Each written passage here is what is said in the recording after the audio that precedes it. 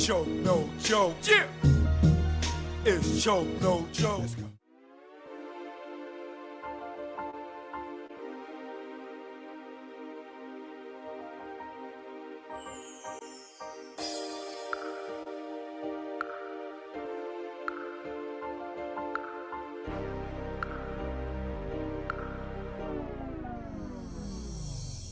Supreme Bigger Figure, Big Cap, The Warden, The Club King. DJ Johnny Walker Red. MC Frank Jigger, the celebrity's choice. Sean Brophy, sound engineer. Choke No Joke, legendary videographer. Sterling Cox, I was the head of security. Alpha Grenier. My name is V. Omega. Big G. Vim Rock from the legendary Naughty by Nature. Styles P the Ghost, LOX, D-Block. Tech, Smith & Wesson. LB Fan, Mr. Cheeks. The Cool, the DJ, the Red Alert. Kid Capri. The tunnel was a hip-hop nucleus. It was the epicenter. It was the domain, the temple. It was the Mecca. Nothing was that melting pot of hip-hop. They kept the paradigm going. It's almost like what Rucker did for street basketball. The tunnel was that of music industry. My Sunday ritual going to the tunnel was, I'm telling you, your ass better be there. We just pretty much did push-ups. We had to drink a couple bottles of Hennessy, go get smoked, leave the jewelry and watches at home. Before you even get to the tunnel, you gotta get on the block. You started from 11th Avenue, and when you got to that door, the search procedures was no other. First time I ever heard of take your shoes off, open your mouth was in the tunnel.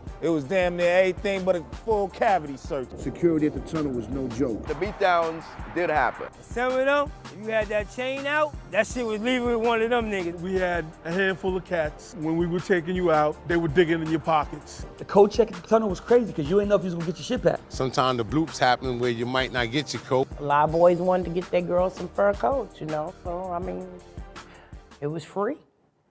The bar was always on till after the tunnel. You might get fake alcohol. Bartenders might have got counterfeit. The dance floor is always rocking. It looked like a video all the time. The tunnel had a very unique situation at the bathroom. It was co-ed. The bathroom was Sodom and Gomorrah. I was like this, trying to look past the dudes like when they was going in the urinal. The tunnel was a one-stop shop. They had food, they had alcohol, drugs. I saw weed the tub. It was just oozing money. Backstage is like the club amongst the club. That's where all the so-called stars who was scary to be in the crowd, that's where they hung out at. The dopest things about the tunnel for me to remember is hearing my records get played up in there. The top, maybe, of all-time tunnel banger. Or anything bad boy. Every Biggie record. Any shit by Hov. Shook Ones was bananas in there. Nori Capone, that Bang Bang. Annie Up. Any one of Buster joints. Wild Out would actually start a fight. The best performance I ever seen, Jay-Z performed in front of the DJ booth. The DJ booth was bouncing like a ball. Snoop and Dre. When Dre was there.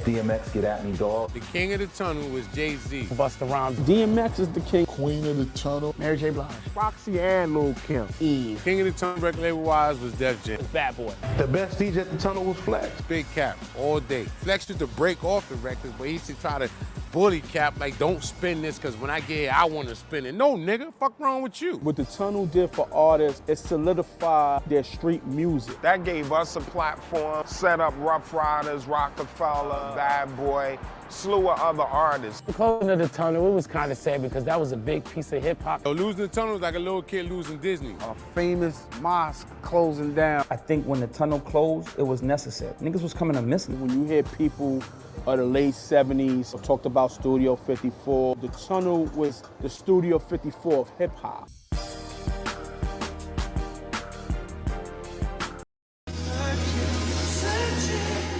Yeah. Choke, no joke. KK on New life. They said I'll be dead or in jail. They was half right, I saw right can sell. I knew I wasn't rich when I couldn't make bail. I made out good, 5 niggas that didn't tell. Hold up, don't go to trial when caught up. Roll the dice, watch the numbers just go up. When you're off or was short as a pup's nuts, you got the whammy, cause you pressed your luck.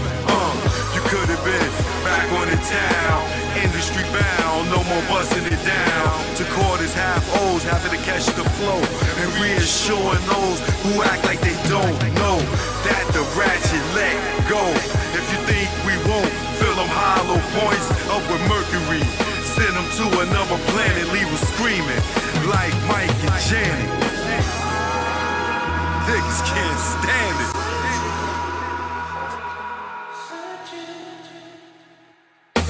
I felt champagne with Ross running the game. When I was locked and the CO jumped in my face, talking gang gangster, nigga. Like I'm not a fucking gangster, nigga. But you got it in here, cause the odds ain't fair.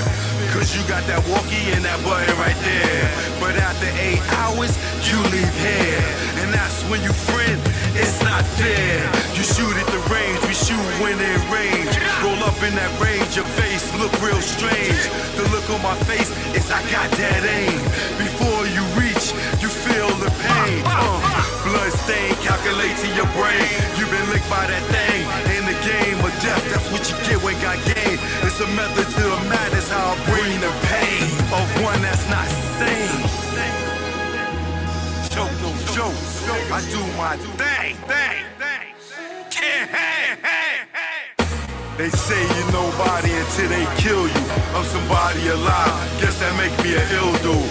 Made my name before the funeral, considered a legend and still make moves. They know you when you gone, they know me when I'm on. All over the board, you restricted, you pawn. You wouldn't cut a lawn, blow a candle at dawn. Choke got it going on like fuel. Some of you fools is more ass than mule. Never rule like Rick, but Mona Lisa in your crib. Haters mad cause I'm doing what they wish they did. Without the rock, it's still gunning like Chris. Nigga try to block, I time a off this shit. Nigga looking down at me, now he looking at dick. Pause, just determined shit. It's choke, no joke. Nigga, I'm lit. Fired up. And we recorded this in the D and shit. Choke, no joke. Yeah. You know what choke, no joke.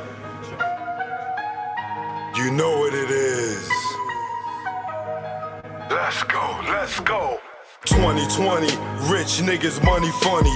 We got killer bees and I lost my honey. My little sex master, yeah, she was a distraction to my mathematics. Then Corona happened. The government capping on what's really happening. Rock Nation signing niggas that's out here ratting. And Jay's the captain of the ship.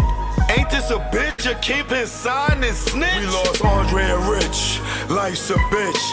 Can't have a funeral, no matter if you rich or poor. Overpopulated at morgues. Funeral homes, bodies all on the floor. No food in stores, no meat no more. These the last days if you never prayed. Have faith, all sort of illness a day. Yo, it's tough. When you see Puff rock a hoodie with his baby mama hanging from a cross, you lost. Damn, you told the CEO on the gram he was a handsome man. That's sexual harassment in front of millions of fans. You made Fab wanna scram like Sunday Letitia. Joseph don't leave, Mary and Jesus. Sags, self-pleasing, some sneak thievers. If we were kids, you call them flat leavers. They use you, don't need you. It's birth you, then see ya. Cross you, then be ya. Curve you and flee ya. Niggas wanna be you until they see you.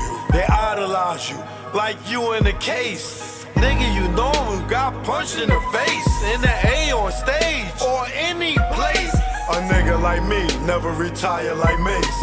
And don't even care if the church is the escape. Last real nigga alive amongst your face. Y'all big mad, no frosting on my face. You can't come out, Epstein flight log is out.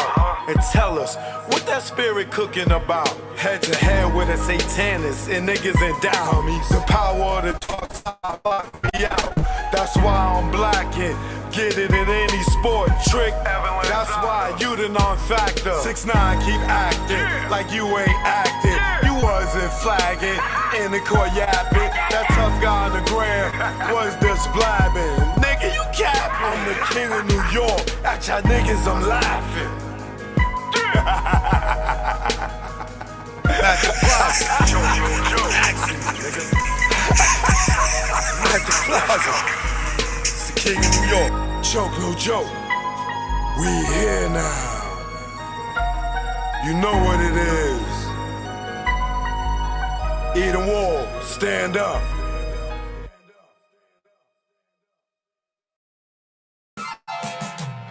Yeah, legal hustle, mega. You know what it is. It's choke, no joke. I'm Val Kilmer Heat. Left my boo with my dudes when I saw the heat. Was gone in 30 seconds, more like 23.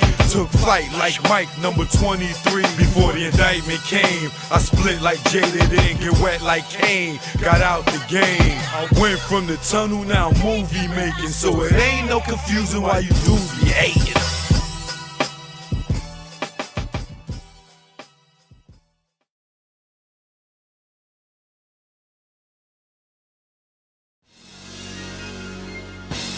Stay the hell. Don't follow those cats.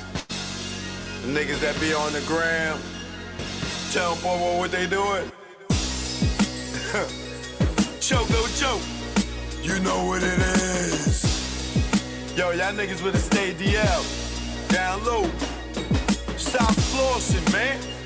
You just want them to just come and get you? Learn from our mistakes, man.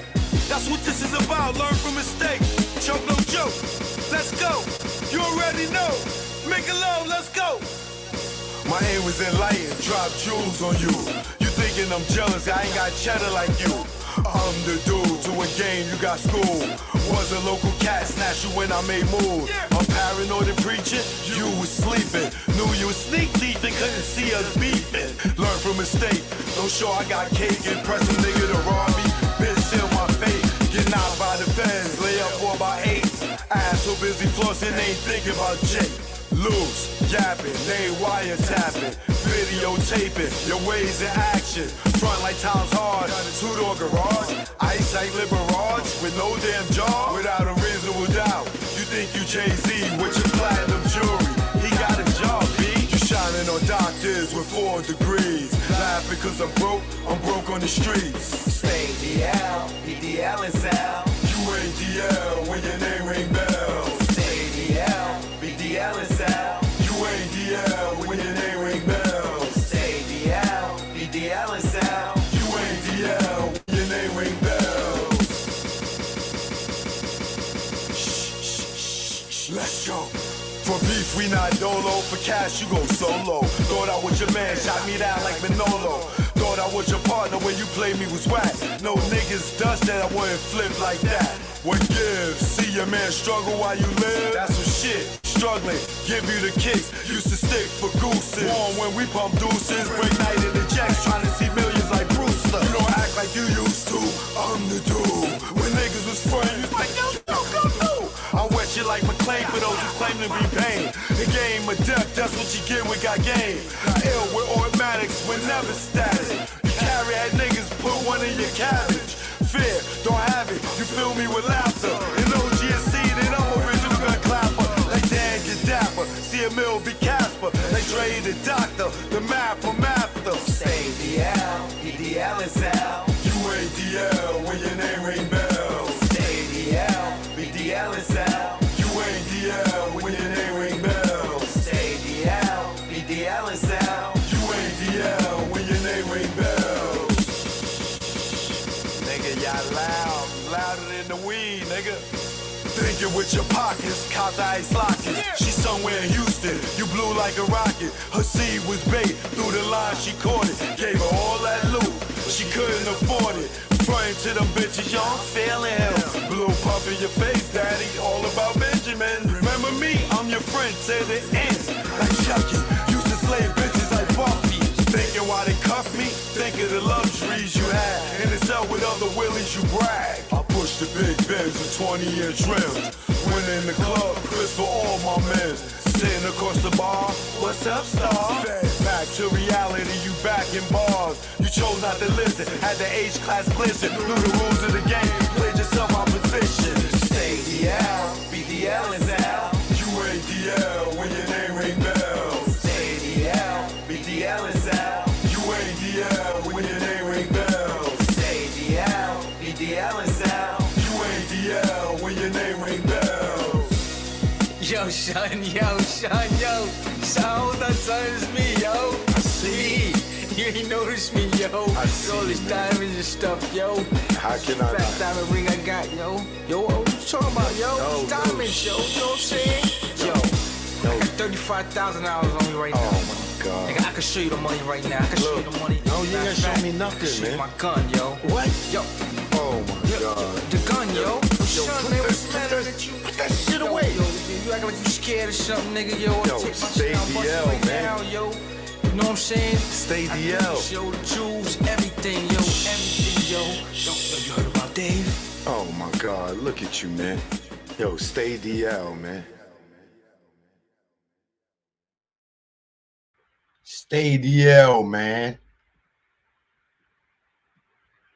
Choke, no joke, chiggy choke, no joke. Choke, no joke, chiggy choke, no joke.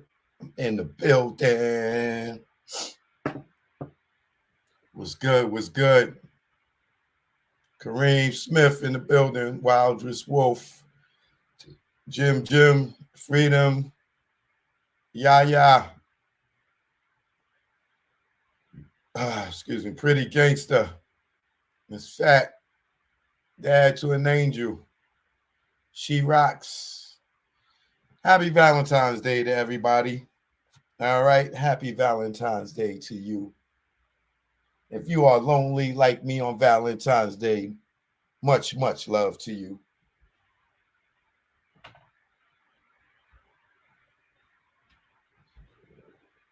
The ones that say they love you didn't even speak to you on the phone today. They come pick up for you. They ain't call you. They ain't your Valentine. They don't like you.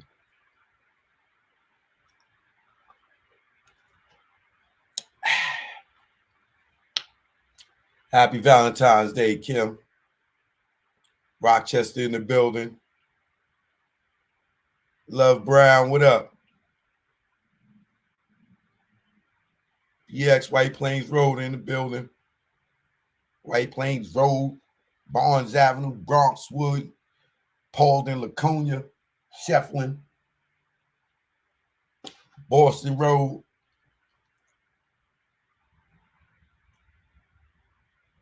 Howling all the way up from the Chi where it's nice and cold. Nobody want to be in the Chi right now with that cold weather. Y'all get a different type of cold out there. And don't let it be no snow on the floor on top of the cold. I feel like you walking in the freezer in the supermarket. You know them supermarkets where you have to walk in the freezer to get your meat? That's Chicago.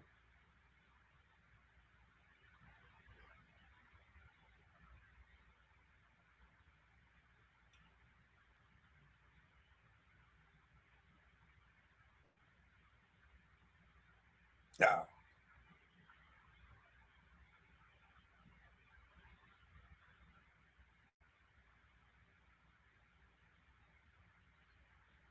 Chicago. Shout out to R. Kelly.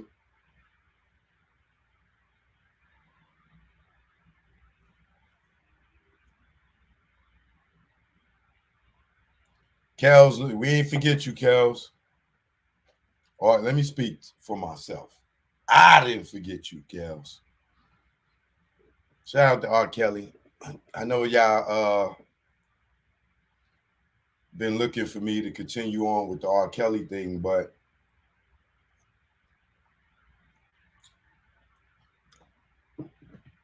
R. Kelly is working on his appeal right now. And Jennifer Bonjean, she finally got the floor to herself, got rid of all the other people. So I'm taking a pause for the cause.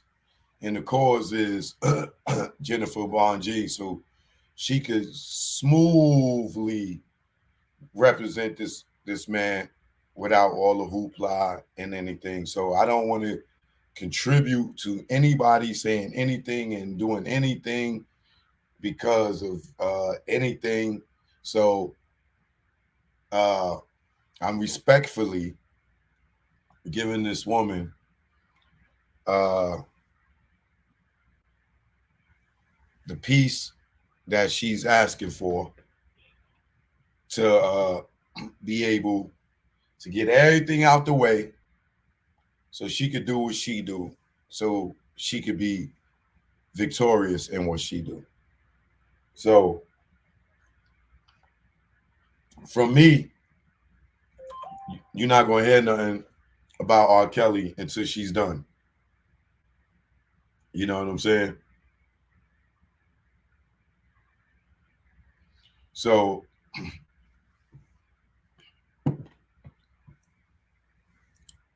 when she's done and she get to, they get through the appeal trial and all that other stuff, then I'll start getting back on it.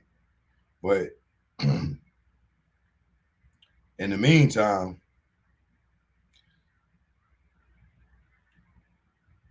what the woman need is peace.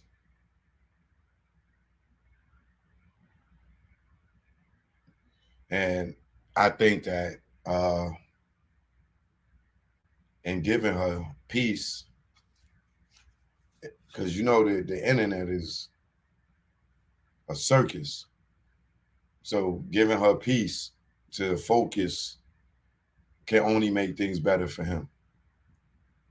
And I'm sure that if you got love for R. Kelly,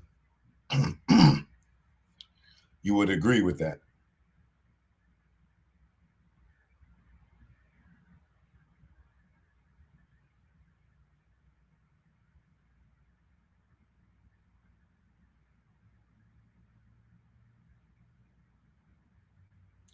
So being that it's Valentine's Day,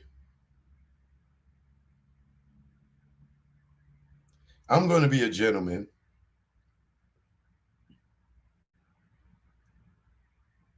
Right?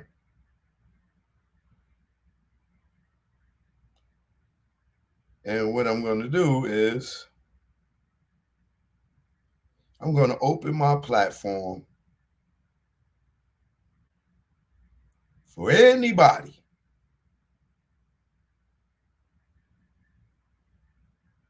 you could come on the screen right now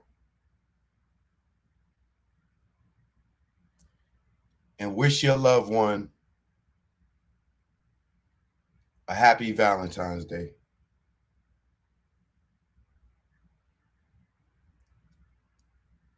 Fellas, y'all get to go first.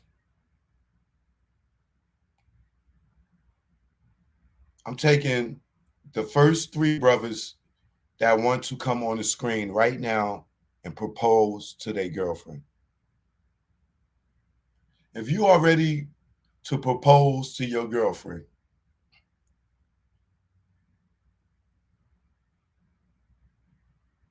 you could come on the screen right now and propose to her in front of the world.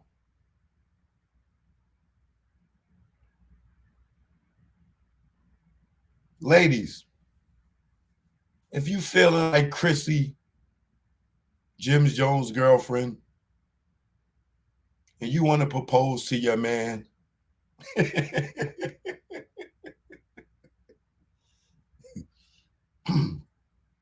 I'm serious, ladies.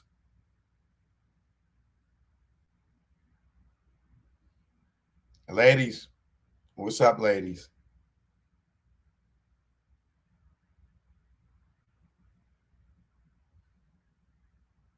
Any ladies want to come on and propose to their man? It's Valentine's Day, y'all. Gotta be some love in the air now.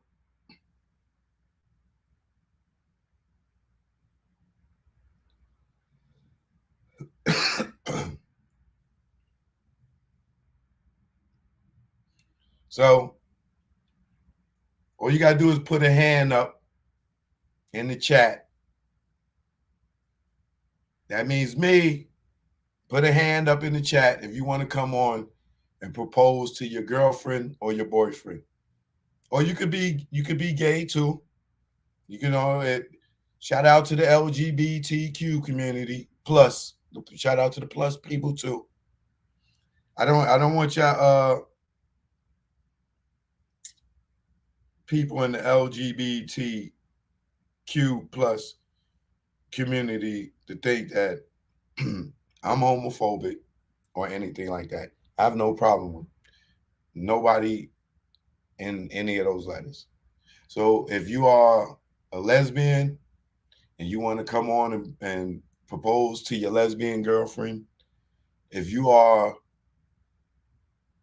if you gay and you want to come on and propose to your significant other, or however you call it, if you are a transgender and you want to come on and you want to propose to your boyfriend or girlfriend, if you male trans or female trans and you want to propose, LGBTQ. If you bisexual and you want to propose to both of your lovers, you welcome to. I don't have no problems with y'all, and I want to make that clear, okay? So am I missing anybody?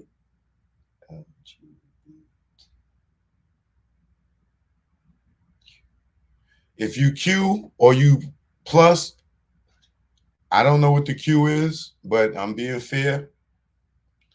If you Q and you plus and you want to come on and show love for Valentine's Day, just put a hand up. All y'all gotta do is put a hand up.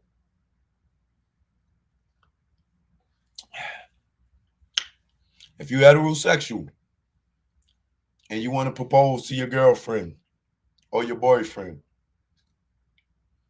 if you pansexual and you just want to propose to whoever you dealing with or everybody you dealing with, it's all love here. Okay? It's Valentine's Day. It's all love here. Okay? That's how we doing it.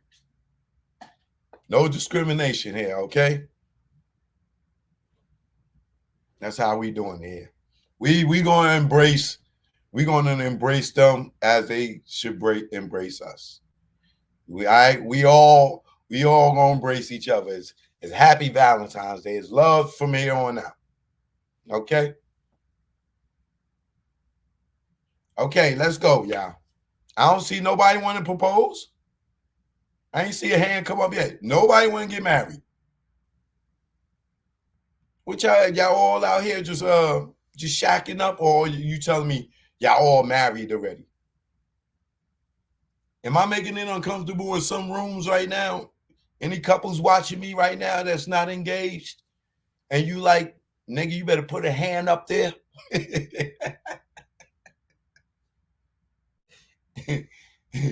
And you fellas sitting there with your girl. Like, you go first. Why you can't be Chrissy? Why I gotta go first? Let's break the tradition. Valentine's Day on social media. Speaking of social media, let me let Instagram know. Valentine's Day, when you be crushing on somebody on social media, and she be doing everything in the world not to post her boyfriend.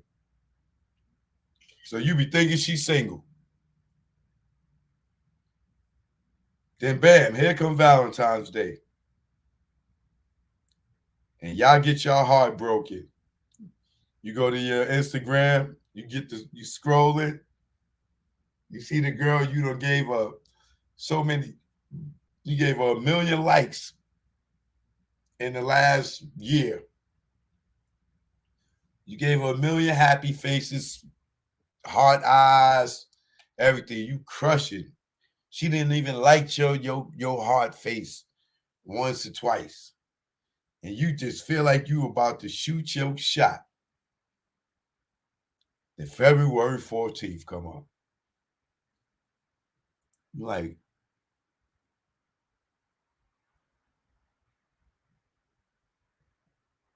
well, right? Well, I know she didn't buy all these flowers for herself. What is she posting?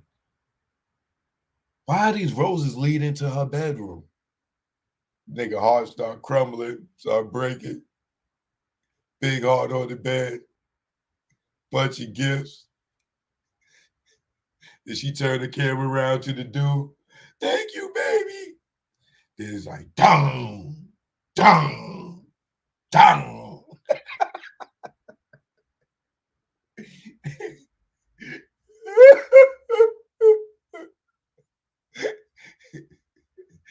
They be like, unfollow. Mega BX, what up?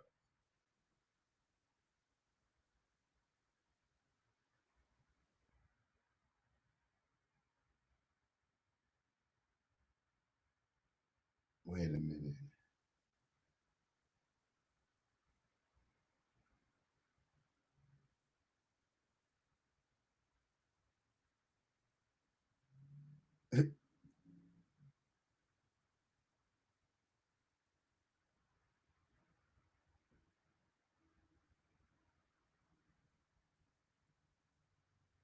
I'm still waiting to see a hand. Nobody want to get engaged today?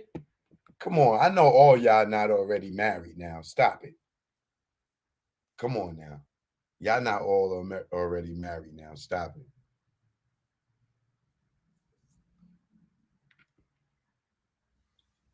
Pretty gangster, you wanna send a proposal out to anybody?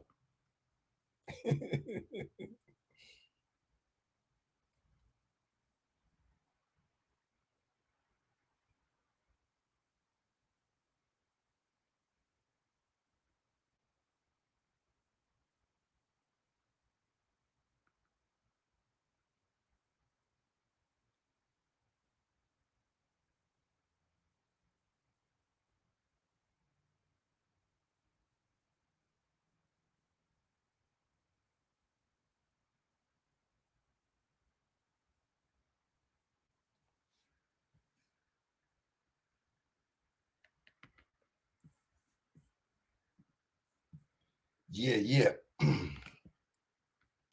So yeah, happy Valentine's Day to everybody, all of my moms, all the women in my family, all the women that subscribe to me, donated to me, bought apparel, or just watch.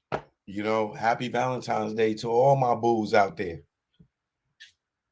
All y'all that we be crushing on each other. Happy Valentine's today.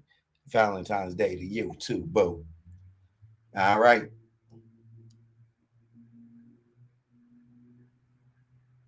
Sexy Nika, happy Valentine's Day, baby. Did you get your chocolate? I sent all y'all some chocolate. I don't know if y'all got it. I sent y'all some chocolate. Y'all know who y'all are. I sent y'all some chocolate.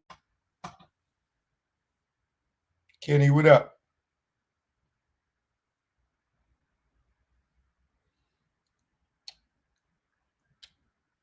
And some Hershey Kisses for y'all, all right?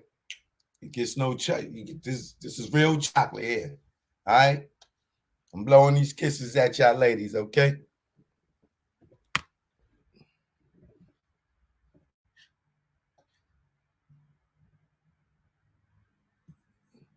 So anybody I just came on my Instagram. I'm opening my platform for anybody want to come on and propose to somebody.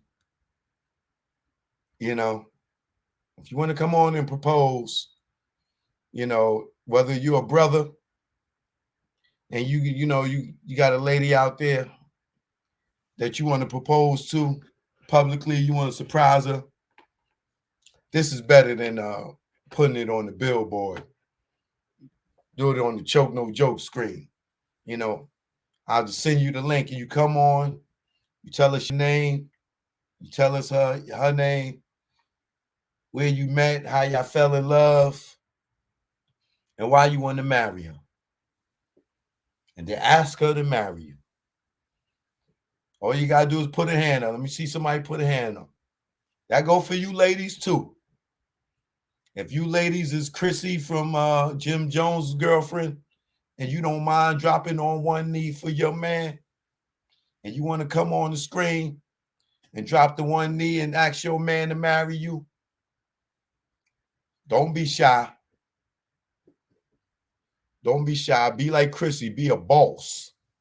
Be a boss. Go to the jewelry store, get a ring like Chrissy, ladies, and go get the man that you want.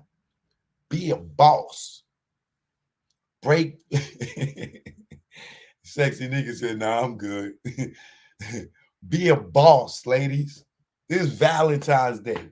Go down to Tiffany's or your local jeweler, the Diamond District.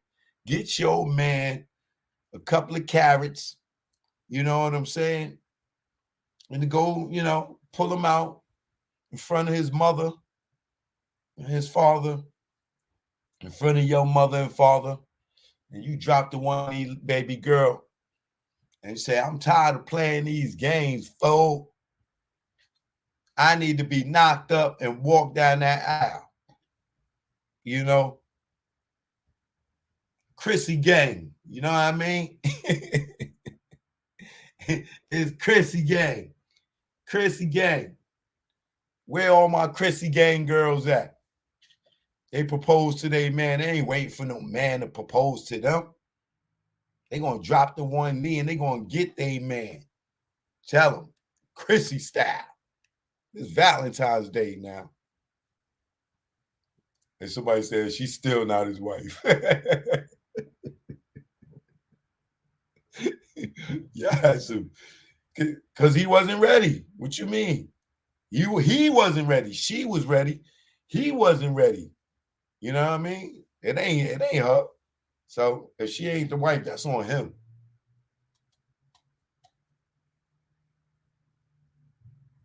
You never know. Jim might have proposed today. We don't know. We gotta check his Instagram, see what Jim did for Valentine's Day this year. He might have finally popped the question. He been in the gym long enough. His squad game's on the 100. He can drop the one knee easy. You know what I mean? If she could do it, he damn sure could do it. So we don't got nobody. Okay, man. I gave don't say I never tried to give y'all the opportunity for free promotion and stuff. We can't, y'all can put your hand up to wave, but y'all ain't gonna put your hand up to propose to y'all lady. I hope none of y'all sitting next to y'all lady right now, or she can hear this. You probably put the headphones on, like, yo, what Choke doing, man? This nigga Choke on some Steve Harvey-ish tonight. What is he doing? He thinking like a woman?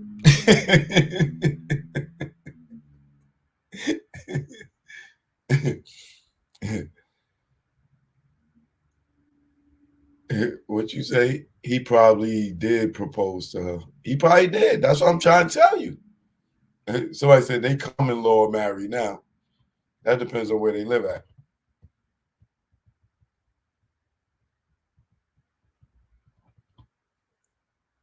I wonder if it's common law marriage in New York. Let's see.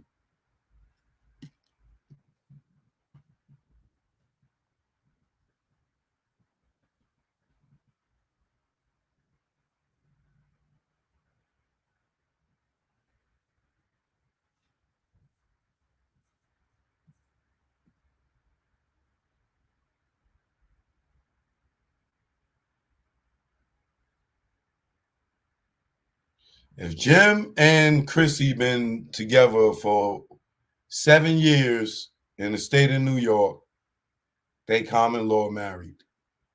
So Jim is married to her. They've been together longer than 7 years. I wonder if he know that. She technically could call herself his wife by common law. How interesting.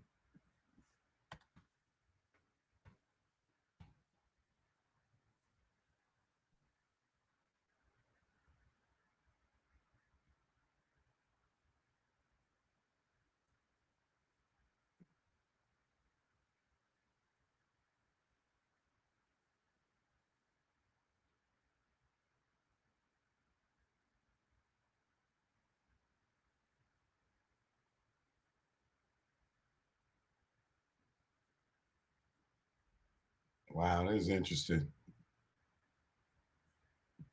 Oh, they married. They definitely common law married. Wow. Okay, y'all fellas. Some of y'all fellas might be married. They moved to Miami. Let's see what let's see what the I know this nigga Jim like choke. What the hell you doing? Let's see, in Florida, common law marriage. How long? 7 years too. 7 years. So shout out to y'all that been if you're in Miami, you're in New York, and you've been with your girl 7 years, and you are not, and y'all didn't walk down the aisle, y'all ain't got to walk down the aisle. Y'all already married. New York, 7 years common law marriage. Okay? Texas, it was lower. Florida, 7 years as well. So, what up, LA? What's good? Is that LA or Louisiana? Because you putting LA up there. I don't know. It could be Louisiana or it could be Los Angeles. Shantia.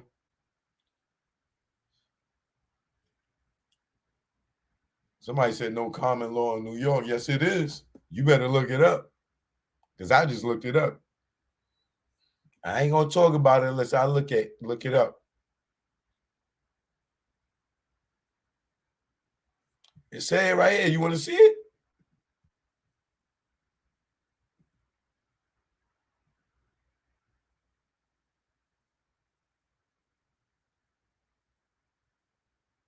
Oh no, it's not. You right. Y'all right.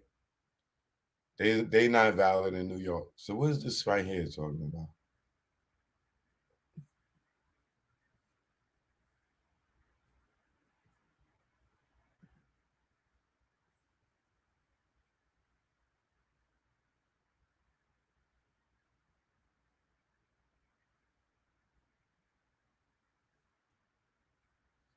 See, this is where I've seen it at.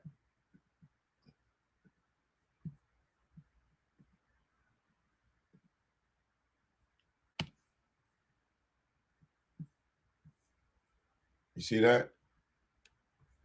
That's what I pulled up.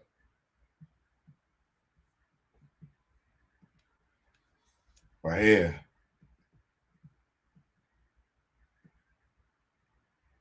I said, how many years is a common law marriage in New York? I said, so if you've been with a partner for a long time, it starts considering yourselves common law married, a sort of marriage-like status that triggers when you live together for 7 years. And this was in 2016, but I see up here, as y'all said, our common law marriage is valid in New York. No, New York State does not recognize common law marriages as valid. Such marriages was abolished in New York since 1933. And 1933 is a long time ago.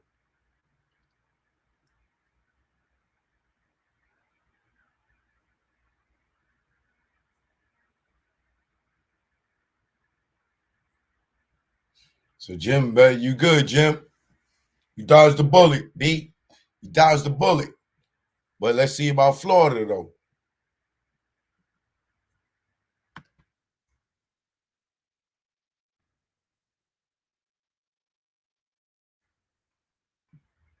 Since common law marriage is not recognized in Florida, that means living with your spouse not only does not constitute a marriage, it actually means you are breaking the law. What? What? What? Since common law marriage is not recognized in Florida, that means living with your spouse not only does not constitute a marriage, it actually means you are breaking the law.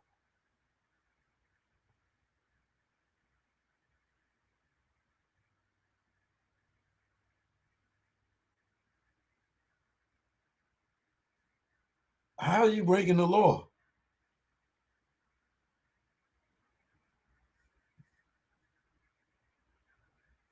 Y'all get that?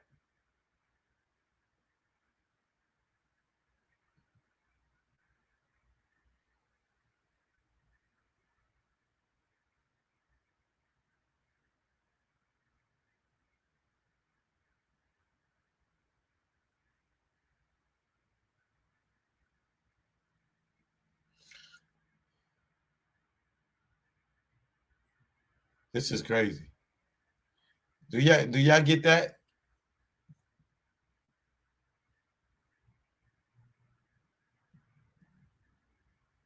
They cannot abolish it. They are being misleading.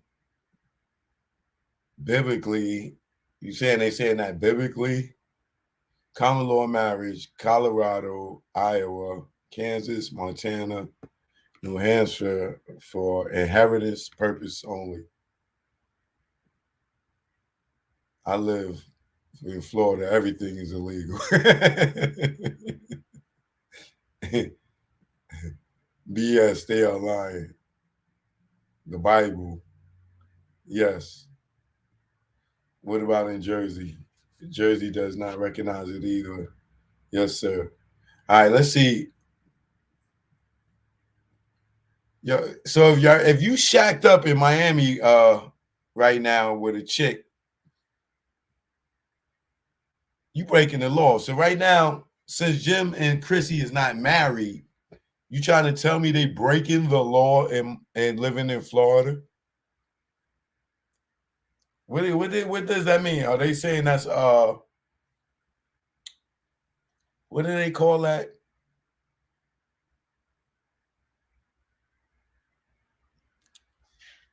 Fornication? Fornicating? Is that what it is? I don't get that. Since common law marriage is not recognized in Florida, that means that living with your spouse not only does not constitute a marriage, it actually means you are breaking the law.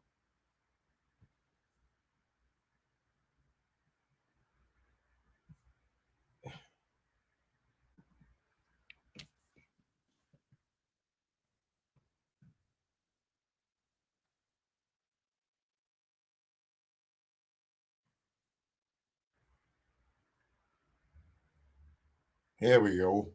For reference's sake, the below states that allow common law marriages that could be transmuted to Florida as of 2019. Colorado, Iowa, Kansas, Montana, New Hampshire, South Carolina, Texas, like I said, Utah.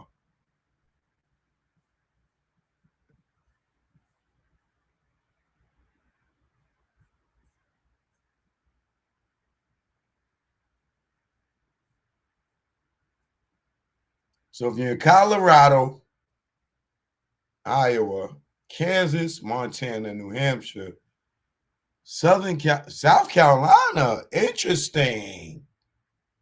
I know it's a lot of y'all in South Carolina right now. In Texas, let's see.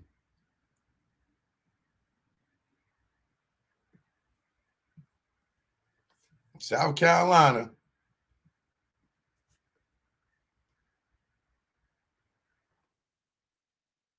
So why is this just South Carolina and not North Carolina? That's crazy.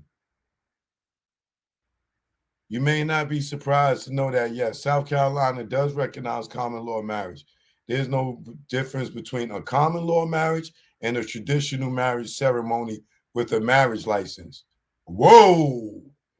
Now, if you in South Carolina and you got that chick in your house and she been there for how many years? Let's see. 7 years. Although there's a frequent misconception that couples will be automatically recognized as being in a common law marriage after living together for 7 years, the length of the relationship is not a determining factor.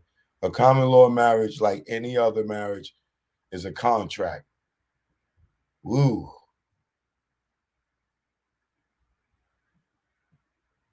Now here it's saying common law marriage can no longer be formed in South Carolina. But up here it says it is.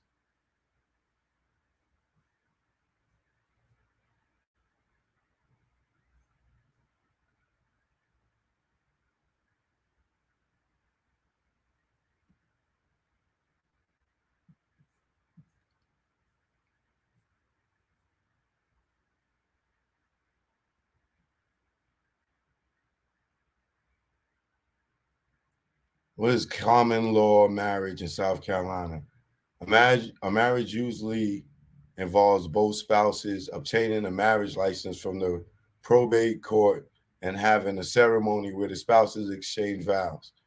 In a common law marriage, the couple may be considered married even without a ceremony and a marriage license.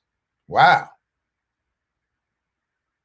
If no impediment to marriage, both parties are legally free to marry, such as not already married to someone else, not brother and sister, and not underage. Cohabitate, cohabitation, right? What is it? Yeah. Cohab, cohabit, I'm tongue tied.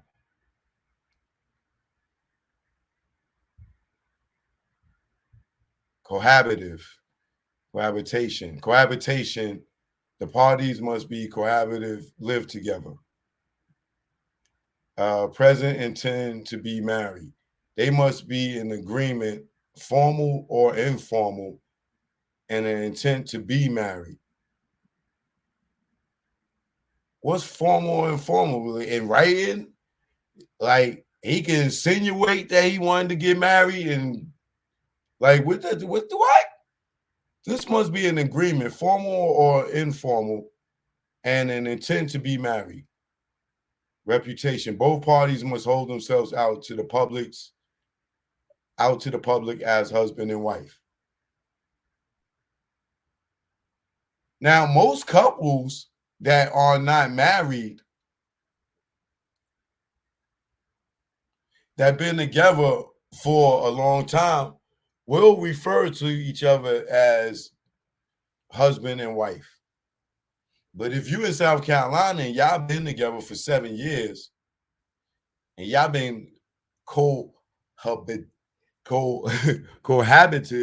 together, living together, then y'all technically in these states are married.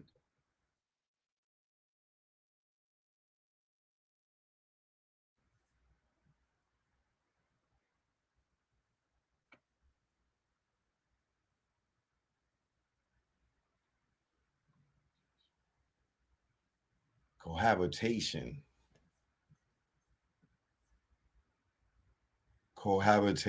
That's how it's pronounced. Cohabitation. In South Carolina, it does. Living together create a common law marriage. No, many couples live together in South Carolina without creating a common law marriage. Also, the length of the time you live together doesn't by itself determine whether a common law marriage exists. In fact, no South Carolina laws say that a certain number of years of cohabitation creates a common law marriage.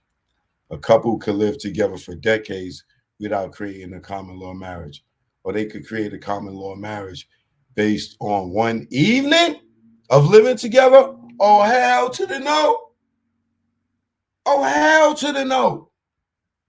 I would not be moving to South Carolina ever. Did y'all hear that? You could be considered common law married if a couple could live together for decades without creating a common law marriage, or they could create a common law marriage based on one evening of living together. How does that even happen in one evening? So a girl could spend a night and go file court petition and say you her husband, you her common law husband for one night. For one night? If y'all in South Carolina, y'all better go take them to the hotel. Do not bring them home. You wake up, she gonna have her stuff in the closet. That go for you too, ladies.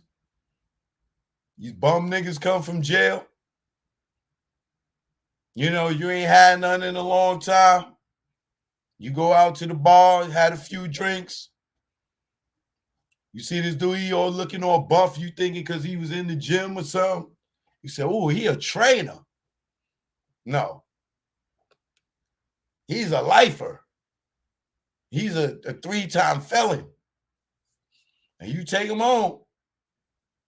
And he be in that kitchen in the morning, butt naked, cooking you eggs and cheese. Like in Baby Boy. You hungry? And your kids come up in there, he's standing in that kitchen butt naked. And you be like, you gotta go. You gotta go. Gotta go where?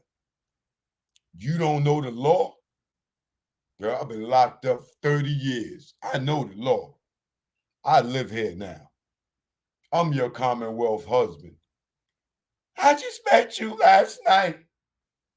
It wasn't last night. It's technically at 24 hours. Yeah, you sleep a long time, baby. You want some bacon? Get out my house! Get out my house! Your house. This is our house, baby. We married. You heard of common law marriage? How is common law marriage different from a traditional marriage? Besides the way in which the couple married, there is no difference. Parties to a common law marriage have the same duties, responsibilities, and rights as if they were formally married. Oh, so now Big Black Bill that you done met at the club last night, not only did he move in, now he gonna divorce you and take half your goddamn money, baby girl. Oh, I feel sorry for y'all in South Carolina and these other states. You might as well go ahead and tell him to make you some biscuits to go with that eggs and bacon, because he in there. Parties to a common law marriage have the same duties, responsibilities, and rights as if they were formally married. In other words, a couple married under the common law is just as married as a couple who had a formal marriage ceremony. So your girlfriend done got the show. She done got the horse and carriage, and they, all friends, the bridesmaids, they done had this bachelorette party. They done did it up. You in the kitchen with Big Black Bill trying to get him out of there. And you didn't even get all the goddamn bells and whistles, baby girl. Also, to end their relationship, a couple married under common law must get a divorce.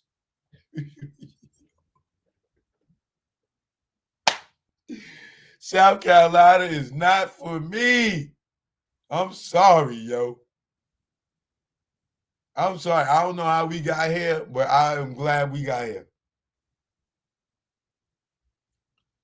So now, not only you can't kick Big Bill out because the police said technically he lived here with you and he's your Commonwealth husband. She like, but I don't even know his name.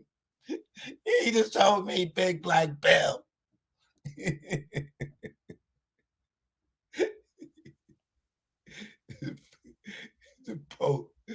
Sorry, lady. I'm sorry. There's nothing we can do. There's nothing we can do.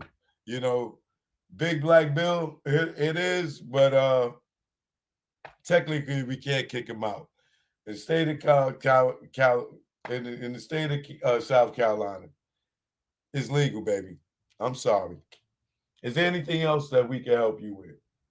Can you make him put his fucking clothes on at least, goddammit? He's here cooking bacon butt naked in front of my babies.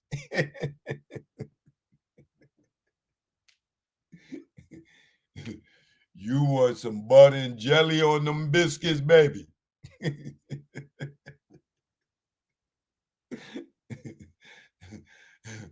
Oh, God. All right, in South Carolina, how do I prove I'm in a common law marriage? Now, this got to be the best part, because how is Big Black Bill going to prove that he's in the common law marriage. Let's see what proof that he got. First, you have to show that you both legally free to marry as mentioned above. Well, if he ain't married to nobody, that's a no-brainer, especially if he just came home from doing 30 years. You know, he been in there since he was a teenager. He was too young to get married. Second, you must show that you and your partner live together for some period of time. Well, if the police come there and he in there, he can tell them however long he been in there. It's her word against his. The third and fourth items, because they said 24 hours or overnight can be considered common law marriage. The third and fourth items, intent to be married and a reputation as a married couple, can be challenging to prove. You goddamn right.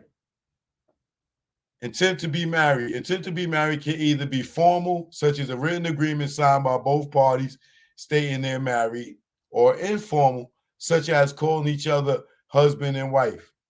Whether the intent is formal or informal, you must also show that you and your partner both held yourselves out to the public as being husband and wife. They can be having sex and he's like, you my wifey? I'm your wife. Say I'm your husband. I'm your husband. Come on, let's go to the store. Hey, what's up, big bag Bill? Who you with?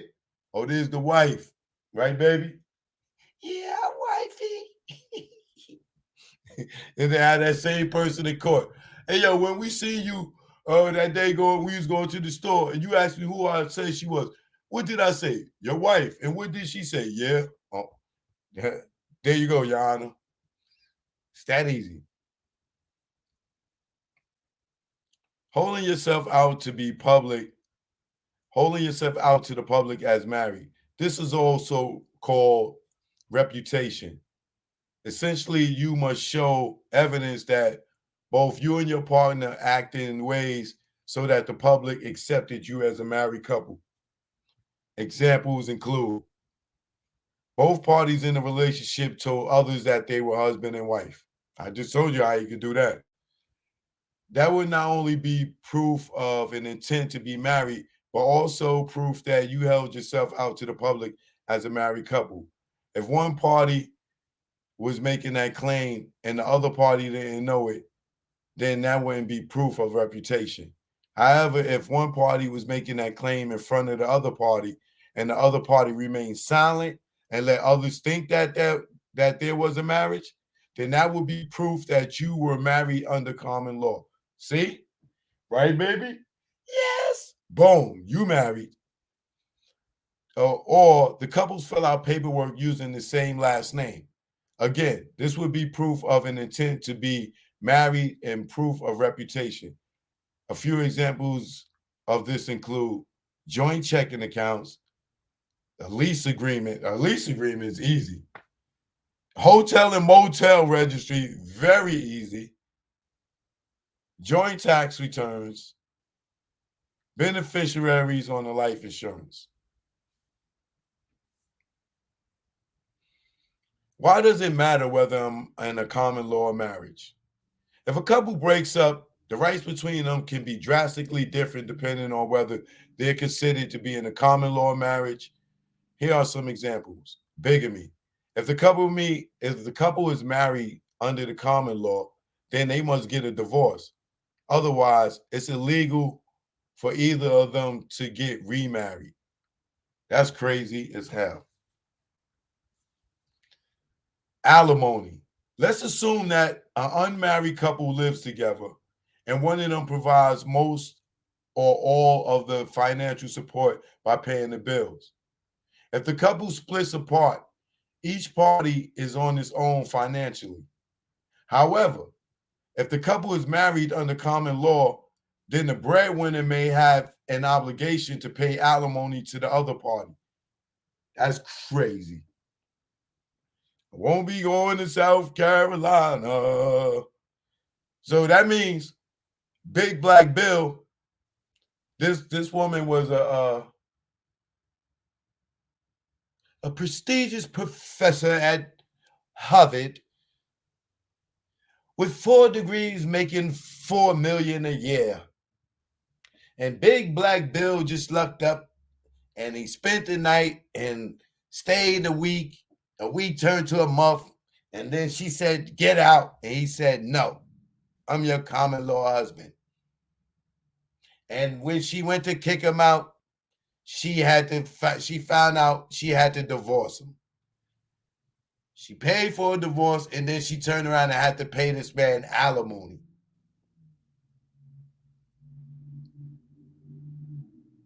Now, you just see Mary J. Blige pay Ken Do 40 grand a month.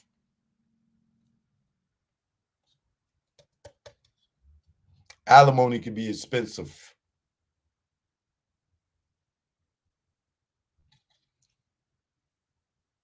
I feel sorry for y'all in South Carolina that's reading, hearing this for the first time, and you got a chick in your house, or you got a dude in your house. This is an uncomfortable Valentine's Day for y'all. You like, this is probably your first Valentine's Day in South Carolina. First night, she letting you spend the night, or vice versa, you let her spend the night, and y'all hearing this information, and y'all both like this.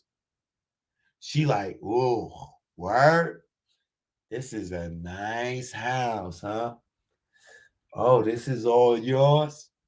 You love me, huh? Call me wifey. Huh? Call me wifey. Don't call me by my name. Call me wifey.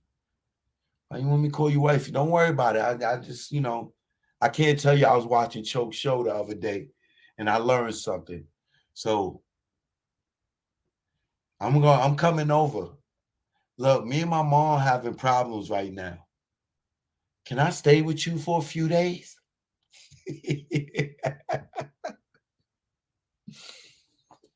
You said you love me, right? Yeah, well, it's Valentine's Day. How about I just come stay the week with you? And he thirsty, like, word? We gonna pop off? Word? You gonna stay the whole week? Yeah, me and my moms, we going through something. But yeah, let me come. I'm gonna bring some clothes with me. It's okay? Right? Oh, you my little hubby, right? She got the recorder right there. You my hubby, right? Okay.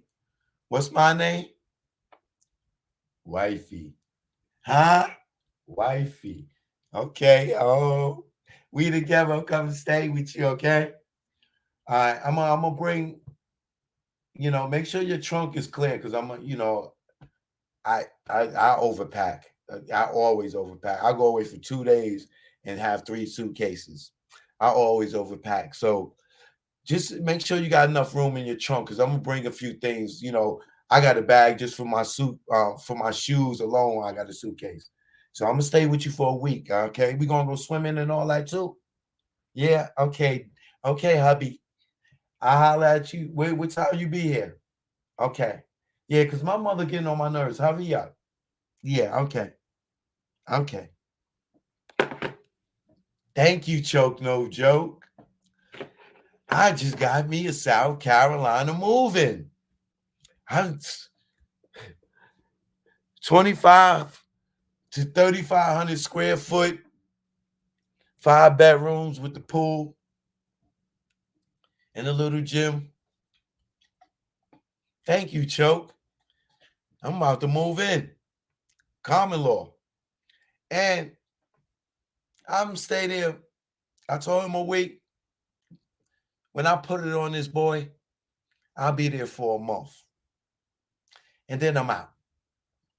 And I'm going to divorce him. And I'm going to take half. He's not going to know what I'm doing. And let's talk about assets and debts. Assets and debts.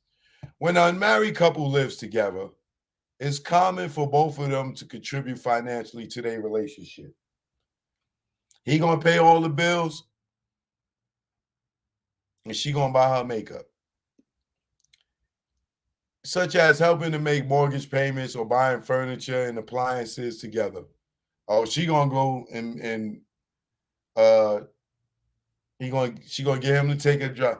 Oh, I want to change this. Let me change that. Let me add that. Bam. She got that taken care of. She added to the house, or buying furniture and appliances together.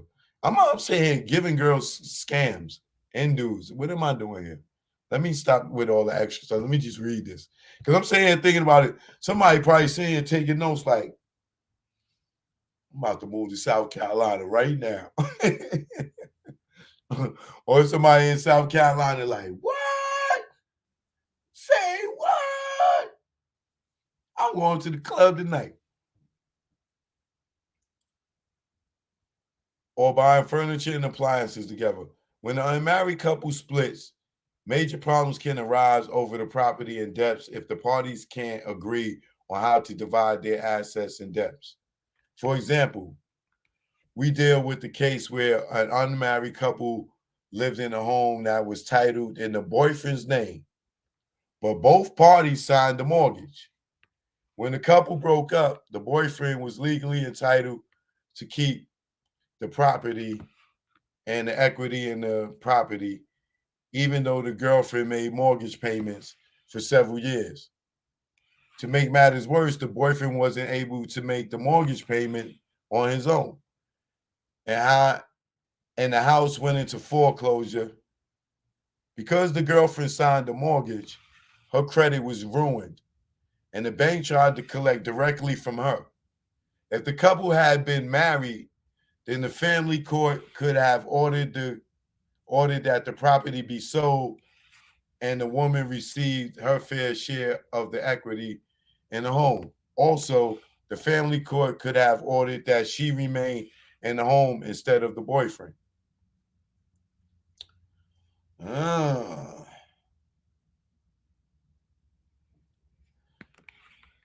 So in other words,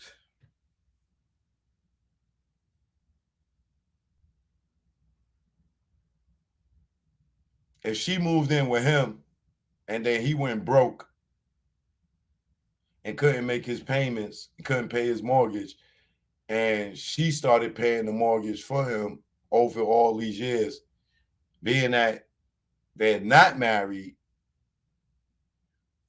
then the dude gets the house and everything, but he couldn't keep up the property. He couldn't keep up the payment, so he loses it. Had they been married, the court would have made them either sell a house and gave her money back, or let her stay in the house. If the unmarried couple has a child, then the law states that the mother has full custody of the child. I never understood that, but whatever. Absent a family court order stating otherwise. Oh, okay. Absent a family court stating otherwise, the father has no rights other than to support the child. Ain't that a mother effing bitch?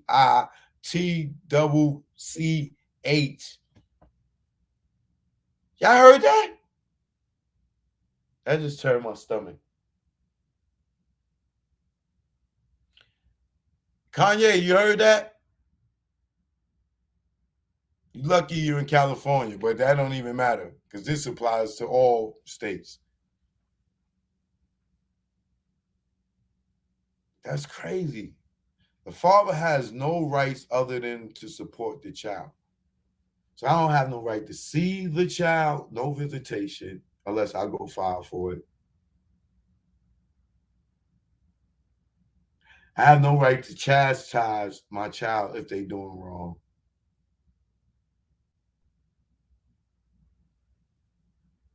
What confines is support the child? Financial support? If the unmarried couple has a child, then the law states that the mother has full custody of the child, absent a family court order stating otherwise. The father has no right other than to support the child. However, if the couple is married under common law, then the father's rights are as equal to the mother's rights. I like that. So that means, fellas, if you in South Carolina and you lived with a girl and y'all had a kid, but y'all didn't get married, but y'all had that kid in the state of California, in the state of South Carolina, you are her common law husband and you have equal rights to the mother. So if you have a kid in South Carolina with a girl and she's acting like a bee to you and not letting you see your kids, y'all are co-parenting. You have equal rights to this child under the common law. So if your kid, if your mother, the kid's mother, and if you establish, because a lot of us go through this. This is why I'm stating this to the fellas. That's in the state of South Carolina. Even if you wasn't married and you lived with your girl for a number of times and y'all have a kid now, if you have equal rights to the mother, which means y'all both have the right to have that kid. So she can't tell you you can't see the kid, and you got the right to have the kid anytime you want. But I'm not telling you that to go and take the kid. Just know that if you having troubles, you go to the court and say that, hey, we were common law married. If you can prove that, and then y'all co-parents.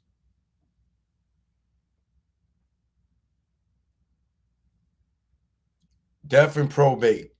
If an unmarried couple lives together and one partner dies without a will, then the other partner has no rights to inherit any money or property from the deceased. If the couple is married under the common law, then even if the deceased didn't have a will, the survivor will receive half of the deceased estate if they had kids, and all other estate if they didn't have kids. So fellas, women, if you're in South Carolina or these other common law states and you living with somebody and y'all out here saying that y'all together and y'all married even though y'all not married, if one of y'all die, that person is going to have the right over your family if you don't have a will. And they are going to get half of your property if you have kids. And if you don't have kids, they're getting all of your estate. Keep that in mind. Also, if the deceased partner had a will but purposely left the other out of the will, the common law spouse would still be entitled to 1/3 of the deceased estate. So even if you have a will in South Carolina and you don't leave your significant other anything, or your common law wife or husband anything, they still going to get 1/3 of whatever you had. This is crazy. You got to be careful living in these common law states. How do I avoid creating a common law marriage? Stay the hell out of somebody's house. You can enter into a written agreement that you both sign that makes it clear that while your relationship is romantic, you have no intention of getting married, and that you can only be considered married by formally obtaining a marriage license. Otherwise, make sure you don't hold yourself out to the public as a husband and wife as follows. Don't tell anyone you're married. If your significant other introduces you as a spouse, correct them. Yo, this is my wife. Nigga. I'm your boo. This is my husband. What? I'm your boyfriend. I ain't your husband. What you mean, husband? Ain't no ring on my finger. So that could be kind of embarrassing. File separate tax returns. If you buy a house together, make sure the mortgage you sign doesn't list you as married. Keep bank accounts and credit cards separate. Now, some of y'all get bank accounts together because some of you trick dudes, y'all go and put your girl on your account and give her a card because you be giving her so much money that you might as well just go ahead and just give her a card.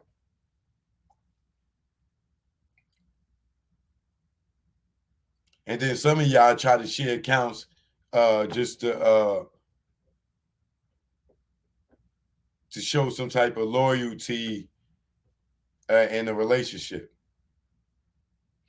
Don't put utilities and other bills in both of your names. That's going to happen if y'all move into a spot together.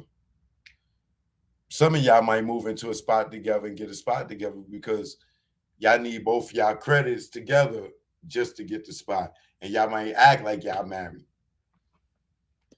So it's very hard. Overall, use common sense and don't confuse the public about your relationship. But some of y'all women, y'all like to piss on men like trees and fire hydrants and poles like dogs. Y'all got to mark y'all territory. You know what I'm saying? So if you don't mark your territory, these chicks don't know.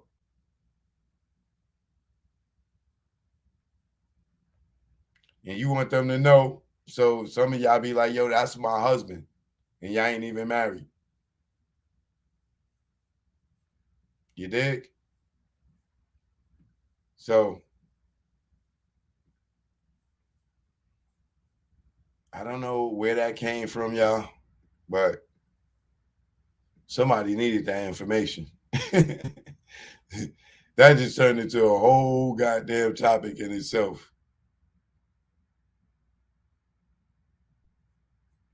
So let's see, what was the states again that have common law?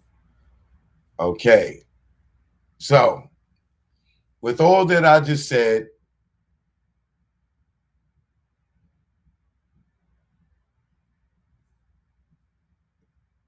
these are the places, once again, that recognize common law marriage. So if you're here in Colorado, Iowa, Kansas, Montana, New Hampshire, South Carolina, Texas, and Texas is a big state, and Utah.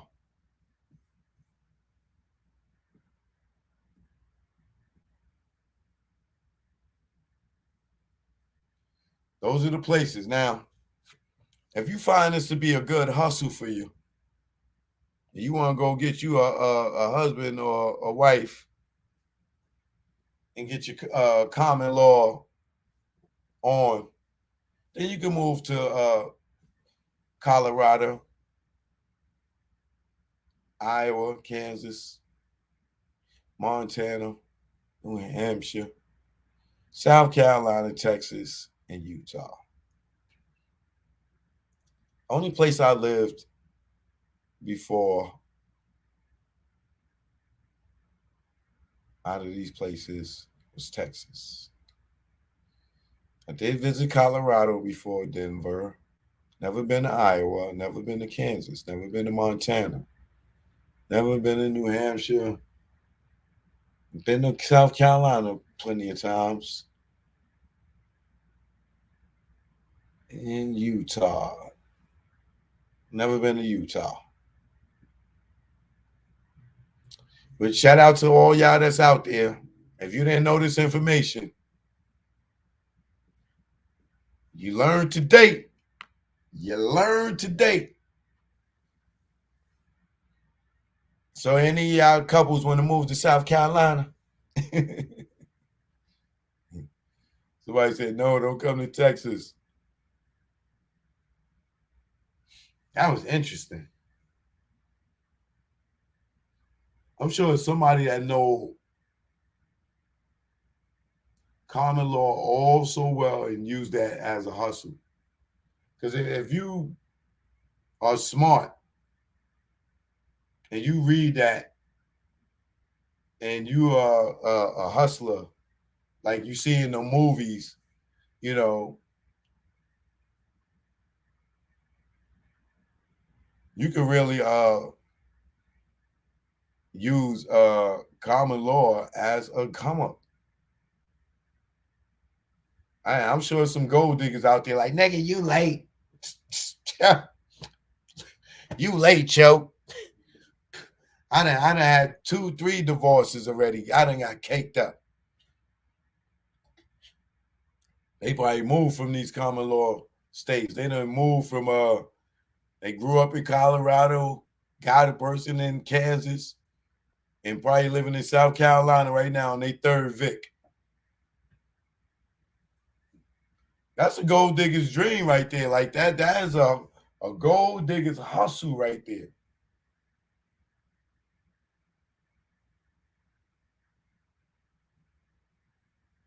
That's crazy. But hold on, y'all. I need to get me a beverage. Feeling a little parched for a second.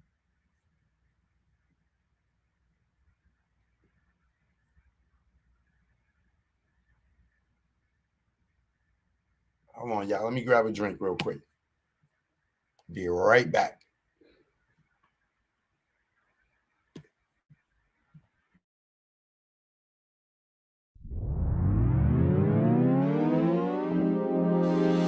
Choke, no joke, no joke, no joke, no joke. You know what it is.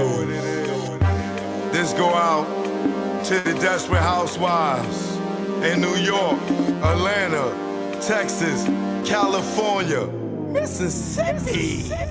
I never thought in my life I'd fall for another man's wife. I know that it sound trite. I'm caught up with a desperate housewife. I never thought in my life I'd fall for another man's wife.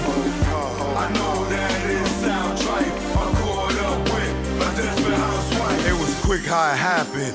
We was just chatting, had a lot in common. I kept her laughing, the department in which her man was lacking. He was the king of the ship. Somehow I became captain. My swag on platinum, on my goldie just smacking. Then phone sex had happened, then things went left. A common interest in sex, something like Little Kim and Hugh Hef. We knew if we met, it would be electric.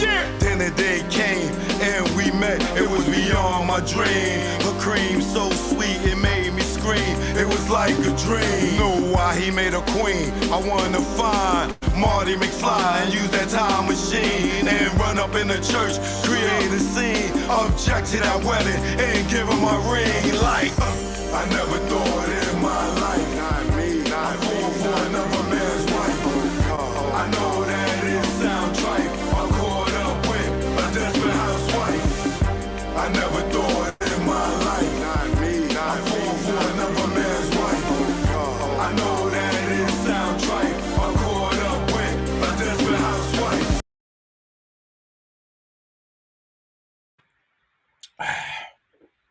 Joke, no joke. Shout out to the Real Housewives of Atlanta. For y'all that see, they kicked me out that party, man. You know what? People like Pretty Gangster. I think you was right.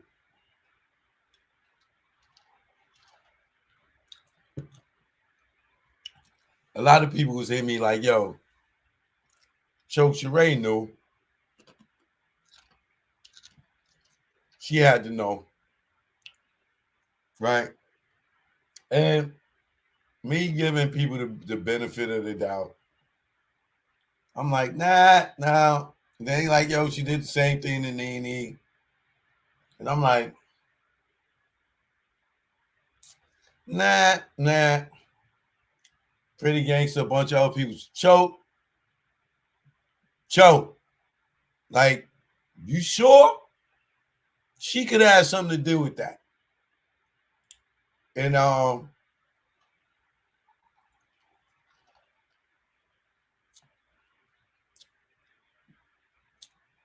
then my uncle, he hit me. He said,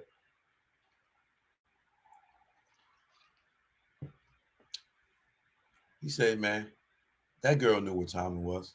He said, she came right down the stairs and looked right at you. Now, there was so much going on around me. I know I put the camera to the door to show y'all when I was there, but I wasn't even looking to see if like we caught eye contact or she saw me or whatever. But my uncle's like, yo, that girl saw you, man. You know what I'm saying? Like, I don't like what they did, this, that, and the other. But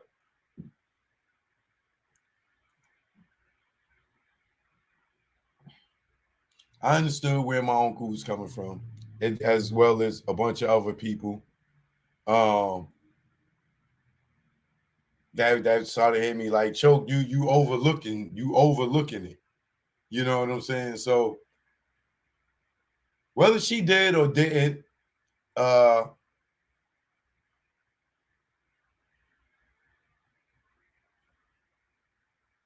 me, don't make it don't matter. You know what I'm saying? Because I'm always just going to be me, regardless of how foul somebody else could be towards me. This is why I don't worry about bad comment, because I don't do people messed up. You know what I'm saying? So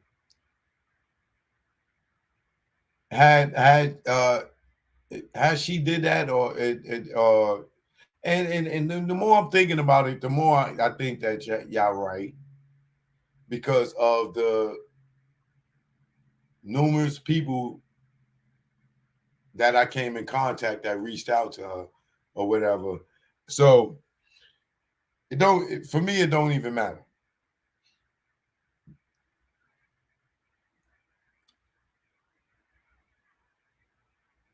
That was a humiliation ritual for me. I've been embarrassed before. It's nothing but a little people looking at you and they're trying to make a scene. But I looked good while I was in the scene. You must make sure you look good at all times, because you never know who's going to hate on you.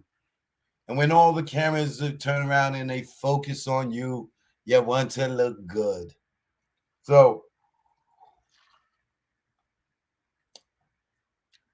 if that was a play to have some drama for the season finale, because that was a season finale shoot,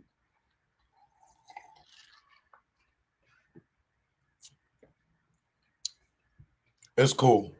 But I wanted to acknowledge y'all that been hitting me like, nah, Choke, don't overlook the obvious.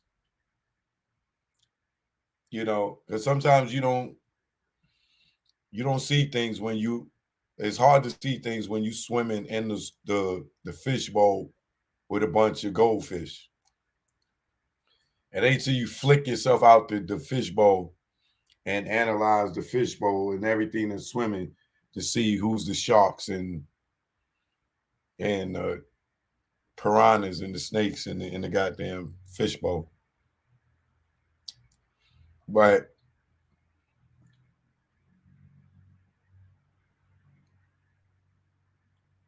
what I did notice in there that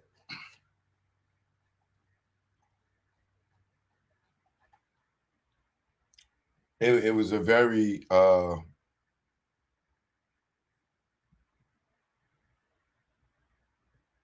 it was a very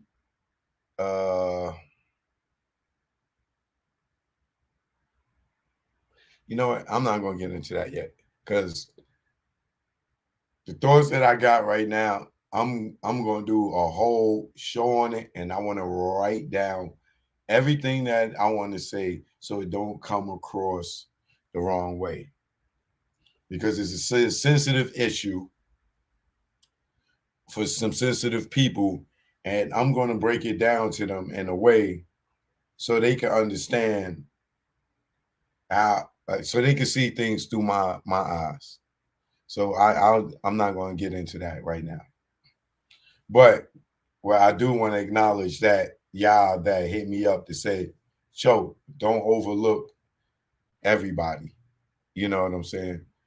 And, you know, I had a conversation with the production or the head of production over there. And, you know, they just assured me they didn't do it. They didn't have anything to do with it. So that's when I went back to start thinking and reevaluating and looking at where everybody was saying. But either way, you know, me and production people are good.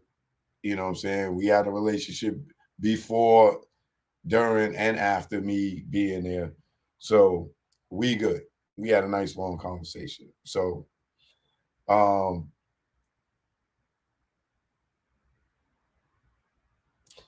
gonna say this. It was a very LGBTQ plus event. And this is Atlanta. You know what I'm saying? So like I said, I've been vocal in that thing. And this is what I want to explain to the LGBTQ plus community. I don't know if that was a humiliation ritual from y'all. And if it is, fine, I've been humiliated, right? I want y'all to know from me, I don't have a problem with the gay community. I got nieces, I got cousins, I got aunts, uncles, people that fall under the rainbow, okay? I'm going to say this one more time. My problem when it comes to the LGBTQ plus community is not the community. It is the people in the entertainment industry that are a part of the community that don't acknowledge they are part of the community in public. And they try to make people like me experience a part of the community, being a part of the community to advance in my career. So understand what I'm saying. I don't have a part. It is like, I don't want to throw nobody on. I'm not going to say there are plenty of people within the entertainment industry that I know personally, that I know are a part of the LGBTQ plus community that's not out, that are still my friends, that I hang with. And then there are people that are out that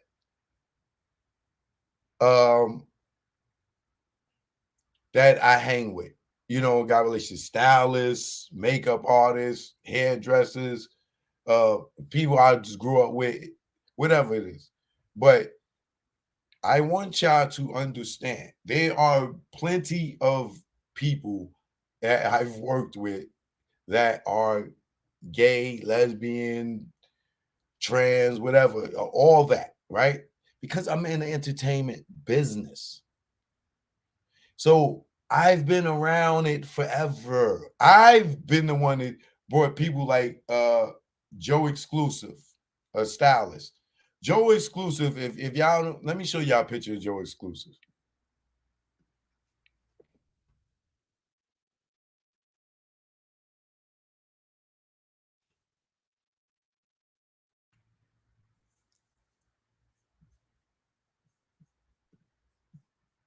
Now, Joe Exclusive is a stylist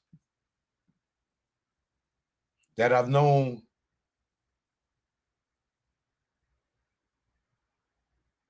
I don't know, maybe since like 2008, 2009, when he was styling for Lisa Ray and I was producing her reality show, right? Now, Joe Exclusive is gay, right? And Joe is my man. Or Joe's, I call him, he ain't gonna be offended by me saying Joe is my man, my homeboy, right? I don't know if Joe falls under trans because sometimes he dresses very he's very I don't know the words, he's stylish, like right here, you know, and he wears wigs and stuff, right? Now, I done worked with this dude on so many different artists and different people. We done broke bread so many times, right? He wouldn't tell you Choke is not homophobic. You know what I'm saying? Now, I can hang with him, Lisa Ray, and then the people that's cool with him are gay or trans or lesbians. Like, he's in the community. You know what I'm saying? But my thing is, I don't like ask him how many times I done broke bread with this dude. Well, I could call him a dude. Like I say, he is a dude. His name is Joe, right? But I don't want to offend him like he wears wigs. So I don't know if he's trans or not, but just because he wears wigs, he might not be trans, but he's gay. His preference is men, right? Now, Joe hangs out with all kind of not only gay people, he's around straight dudes, right? You see how his style is? He's flamboyant is the style, the word I was looking for. Eccentric, flamboyant. But you see, like, he styles people like Princess Love. So he's around Ray J. Like, we all know this dude. You know what I'm saying? But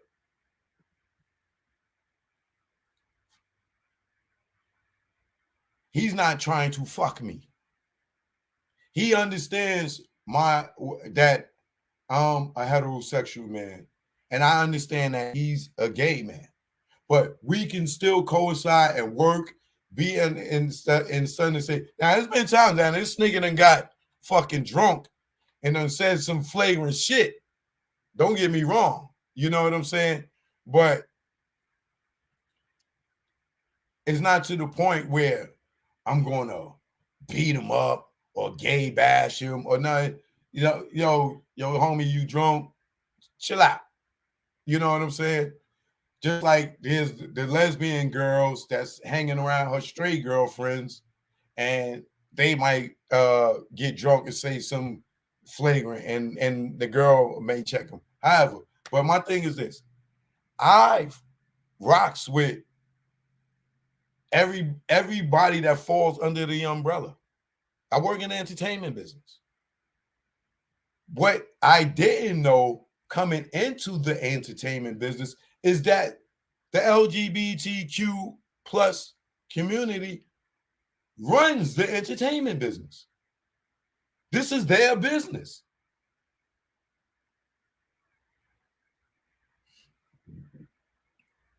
And not until I came into working in corporate, because remember, I'm coming from the streets. My LMC thing was the first really corporate thing, but we was a small company, and that was a company I was a partner in. But I worked with, white people there, and down there had an office on Houston. So it started getting corporate for me. I started getting in the offices. By the time I got to Rockefeller, it was corporate, but it wasn't corporate because we was all a bunch of hood dudes working in a corporate building Def Jam was corporate, but Rockefeller wasn't corporate. You get what I'm saying? So we wasn't going through. I wasn't an artist, so I wasn't experiencing the LGBTQ part of the industry at Rockefeller because it's these niggas is homophobic. They saying pause. Every goddamn anything you say, they you gay. Cause yo, I'm going to the store, to the grocery store. I got to go buy some meat. Oh, you gay. You know what I'm saying? Oh, pause. You know, these Jay-Z and them was the most homophobic dudes in the hip hop. They started the pause thing.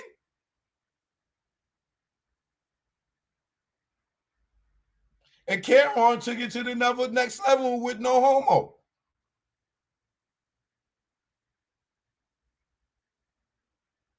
So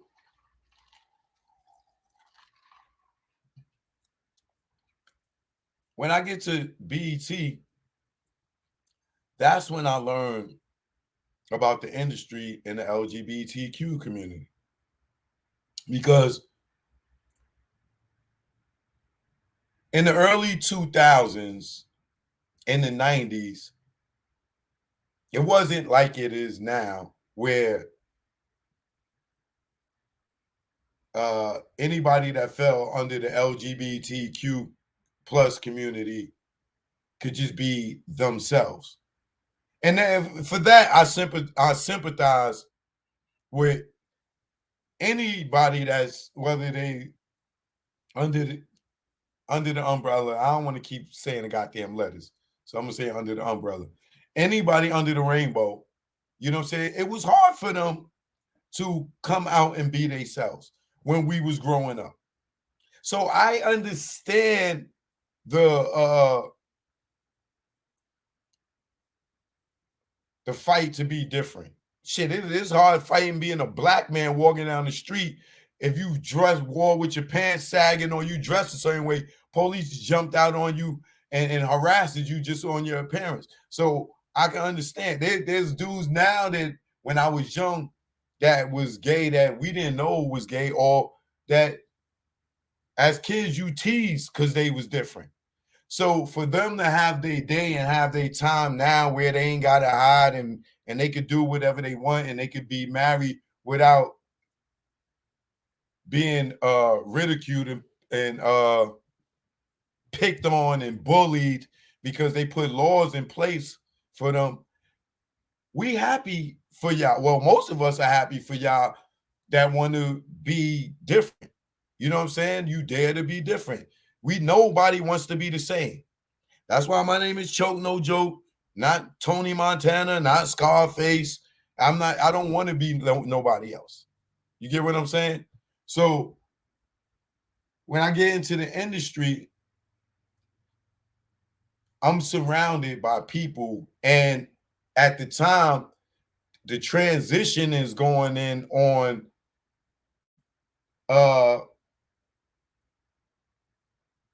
them being able to come out and be free. And then they put in laws where, you know, before people used to beat up gay people just for being gay. Then they put laws in place for like gay bashing and gay assaults. And that slowed and damn near stopped it for the most part. It stopped all that. That thing that Jussie Smollett tried to pull in Chicago, saying that, oh, you gay black dude and MAGA country and all that stuff. In the Village, that used to really happen in New York City. You know, dudes was going around beating up gay people because they was different. So we get how those in the elite places that y'all been this way, y'all just didn't come out and say it. And a lot of y'all made it harder for people to come out and be who they are because a lot of y'all been hiding for all these goddamn years. And that's what's been going on in the entertainment industry. So I come in the entertainment industry and I'm seeing dudes that look like me, but they not like me. They acting like they are publicly, but they not. So it's like being in school and you sitting there and there's two people behind you, somebody smack you in the back of the head, and you turn around and look, and they both like, you don't know who did it. You don't know who's who. So that was what it is for me in the entertainment business. And then it got to the point where you make it clear that that's not your sexuality. And they make it clear that if you're not going to indulge in their sexuality, then it's going to be a limit on your success. It's going to be a limit on where you go, because if you want to come to where we at, you got to do what we do. So I feel personally, you know what I'm saying, being in that room,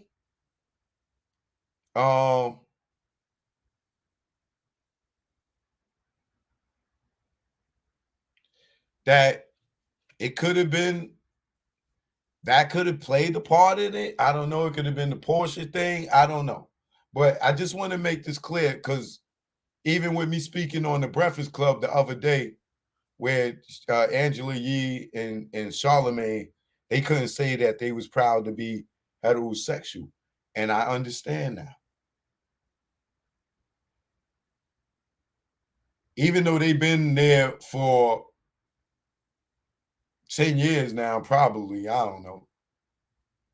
They playing the game. They understand what I didn't understand when I came in the game. Or I ain't gonna say when I came in the game, when I got in corporate America, that, you know, there's a protocol with this. Let these people be who they want to be and leave them alone. But with me, I think they don't understand is I don't have a problem with anybody's lifestyle or what they choose to do. My problem always been that there's certain particular people within the entertainment business that made indecent proposals to me, knowing that I declined them, and it hindered my career because they feel like I cannot be around because I'm not participating in these games. You know what I'm saying? And I'm not going to sit here and continue to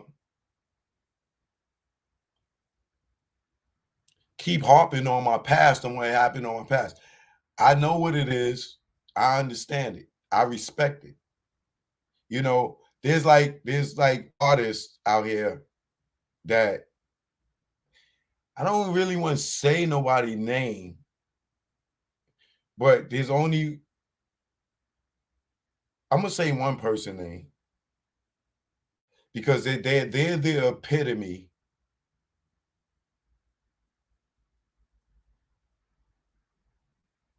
of what I'm trying to explain to y'all to make y'all understand, right?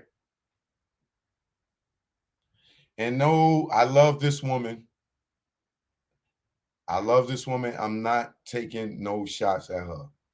Please, y'all, get the jewel in what I'm saying, and don't think that I'm throwing nobody under the bus.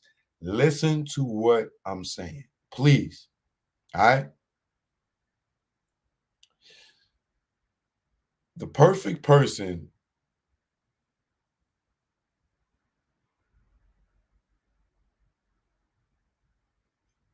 who has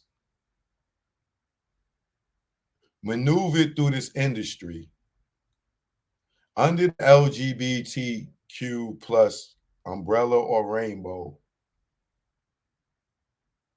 correctly without offending the umbrella or the rainbow or offending heterosexual people. And that person, like I said, I'm just saying this, and this is my observation, all right, is Queen Latifah. Queen Latifah has never came out and said that she was a lesbian. She was bisexual. She was heterosexual. She has not said anything publicly, not that I know of, that I've seen in my career. When she came out, it was ladies first. That could have been a subliminal in itself, right? But throughout her career, she always rapped as she was rapping for men to be attracted to her and her being attracted to men. We seen her Set It Off have a lesbian relationship. She went on to Hollywood. She's probably did other stuff like that, right? We've never seen, we've seen pictures of her with women, but she has never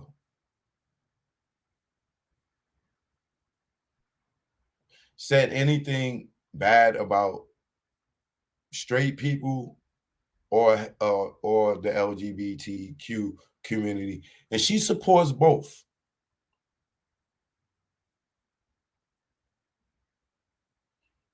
Without ever coming out and saying, hey, I'm this or I'm that. There's no way you could find her saying she's this or she's that.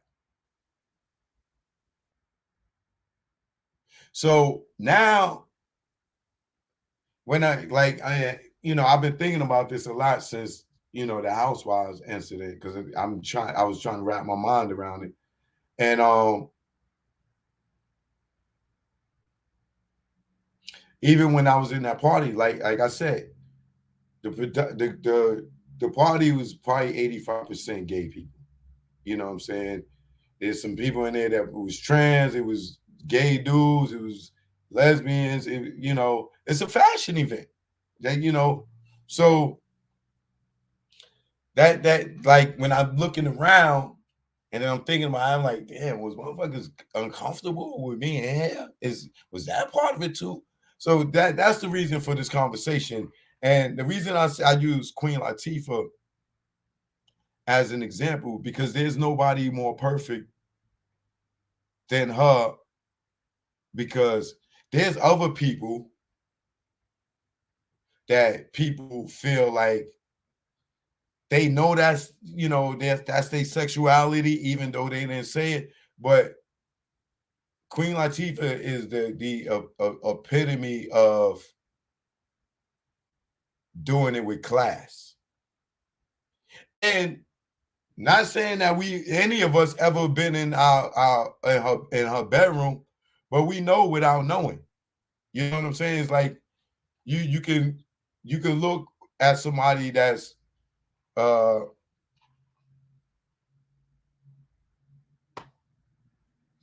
you can look at somebody and know, and like if it was a trans, you'll know a trans person. Some people you may know they gay, you may not. You may know a lesbian person. But what I'm saying is this: throughout her career, she's never been public with a relationship, if that's her lifestyle. She has never, in my opinion, steered the youth verbally into joining that community. She hasn't, she's always asked for equality, unity. Whether she was talking about that or not, we don't know. You know what I'm saying? But the point is this: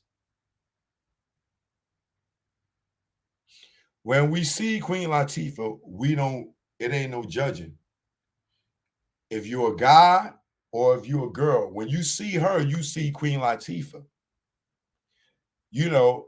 if you're a guy, you still attracted to her. Some women may still be attracted to her, but out of the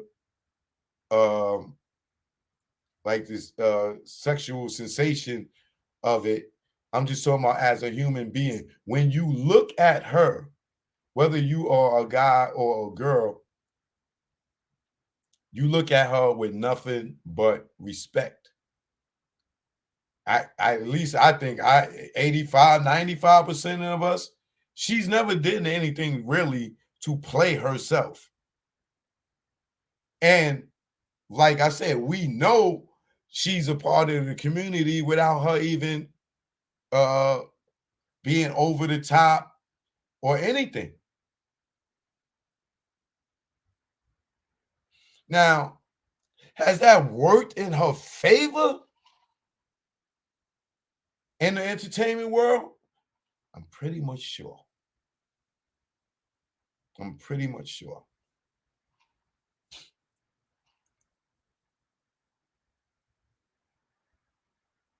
So, once again, I don't want to have to reiterate that anymore. My problem was certain people in the business.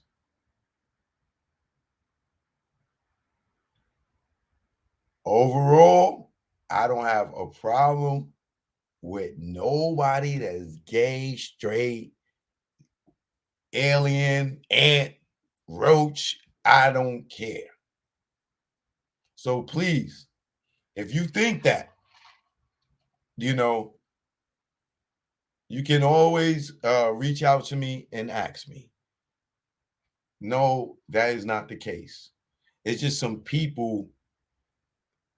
Put it like this. Let's take it away from our sexuality and let's take it to the streets, right? And this happens. It hasn't happened to me in years, but I'm just saying in decades. But I would tell a nigga, I'm not hustling no more. And they would still try to convince me to come back to the streets. I don't want to hustle no more. I'm not, if you want, if you want to sell drugs, you want to sell coke, if you want to sell crack, if you want to sell heroin, if you want to sell pills, opioids, I'm not judging none of y'all. I'm not doing it. So for me, whether it's a drug dealer trying to get me to come back to the streets and sell drugs, I looked at it as the same. If I don't indulge in any of that, why you just can't respect my decision that I don't want to sell drugs?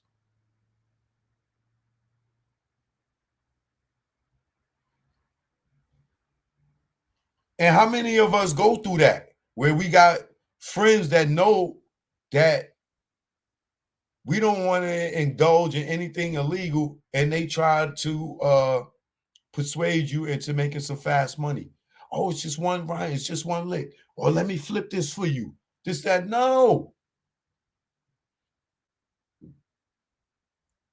Do that make me hate drug dealers? No. Should I? I don't know about hate. But you're trying to get me to do something that I don't do. If somebody asking you to go skydiving and you're afraid of heights and you don't want to do it, if they keep begging you to do it and they know you don't skydive and you don't do that and they keep begging you to do it and say, oh, well, the only way you're going to get the job is if you jump out this plane.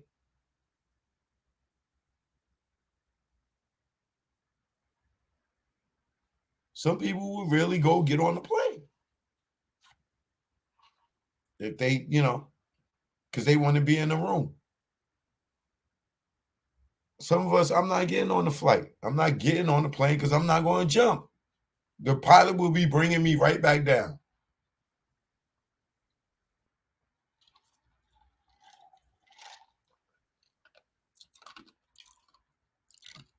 So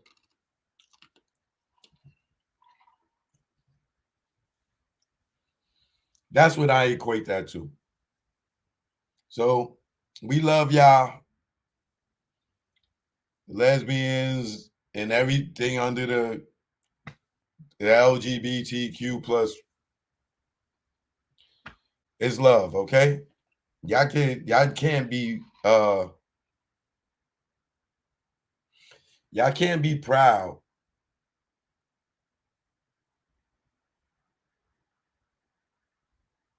and don't want nobody else to be proud. It got to be fair. We all got to be proud. You know what I'm saying? And we understand it took a lot for y'all to be able to be who you feel you are inside. We get it. We get it. Trust me, it's kind of like being black. Y'all just got a little more love than us right now. y'all got more rights than us right now. The LGBTQ plus community, y'all got it so good right now that y'all done surpass black people in having rights. Y'all almost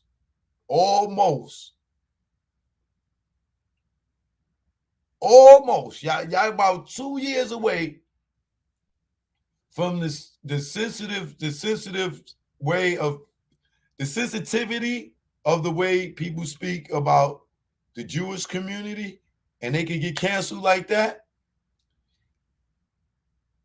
The rainbow, the LGBTQ plus community, y'all almost there. Y'all almost passed the Jewish community.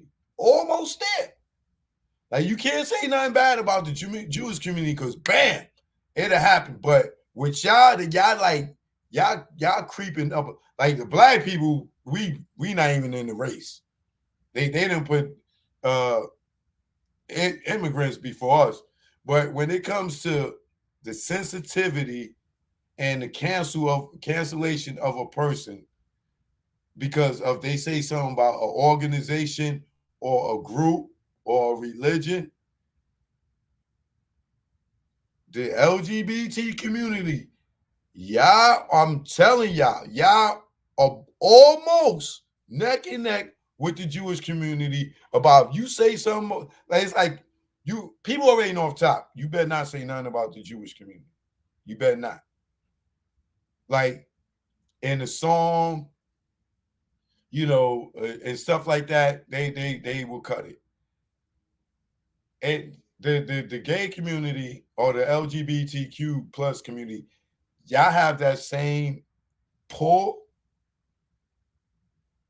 but y'all about to surpass the Jewish community in that. Like, I know it sounds crazy. Some of y'all probably like, nah, Joe, you crazy. Okay.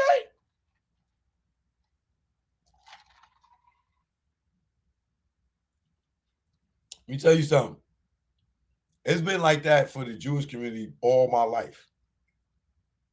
The gays and the LGBTQ plus community, they didn't have that sensitivity growing up. They got that in the last, like after 2000, in the last 20 years. They didn't get that in, it wasn't like this. I'm telling you, in the 70s, the 80s, they didn't have the rights they have now. Now it is very sensitive on the subject matter when you're talking about them. And like I said, like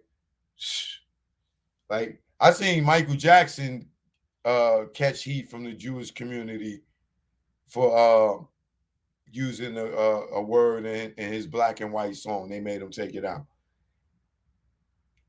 Mike been around the LGBTQ community probably most of his career.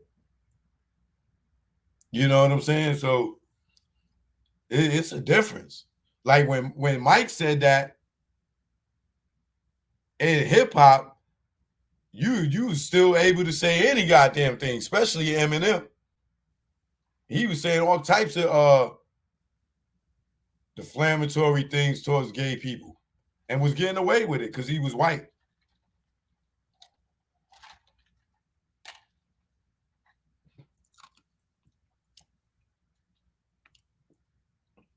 And on that note, shout out to everybody under the LGBTQ plus community.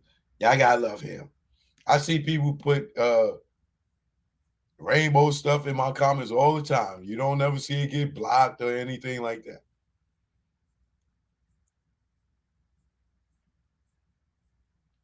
So if y'all did that to humiliate me, see?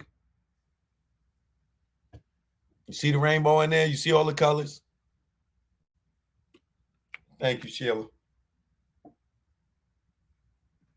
All the time. And that's one of my favorite people in here. So what are you talking about? Not saying I know if Sheila's gay or not, but she always put the rainbow colors and the rainbow up in there.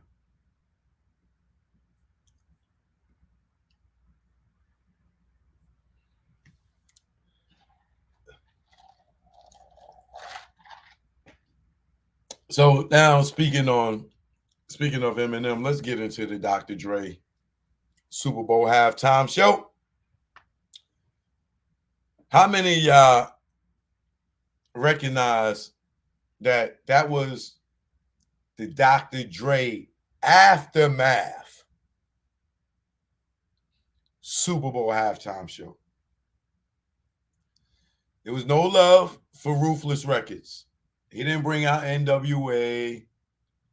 He didn't do nothing for Easy.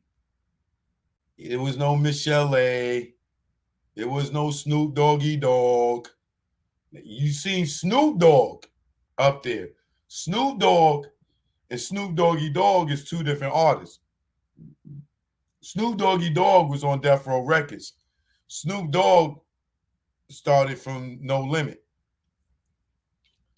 You know, because he couldn't use the Snoop Doggy Dogg no more because it shook. Right? So if you was really paying attention, you know me, I'm a little deeper than the average bear. I noticed that he did nothing from the Ruthless catalog. The only thing that was even close to Ruthless was, outside of him dressed in all black, is they had Alonzo, the name of Alonzo Club on where he did the world, and that was the World Class Wrecking Crew. That's even before Ruthless. So he had the Alonzo Club up on one of those white trailers. I guess one of the other trailers was Snoop was the Doghouse or whatever. But Snoop didn't even do none of his songs, unless y'all wasn't paying attention. They did nothing from the Ruthless catalog, and the only song they did from the Death Row catalog was California Love. And you know he had to do that because that's his anthem. That's like Jay-Z doing the Super Bowl and not do Empire State of Mind with Alicia Keys. Like, nigga, how you not doing that?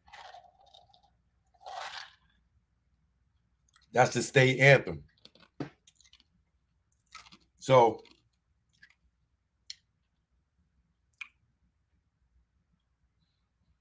Snoop didn't get to do no song of his, even though he talking about he bought Death Row.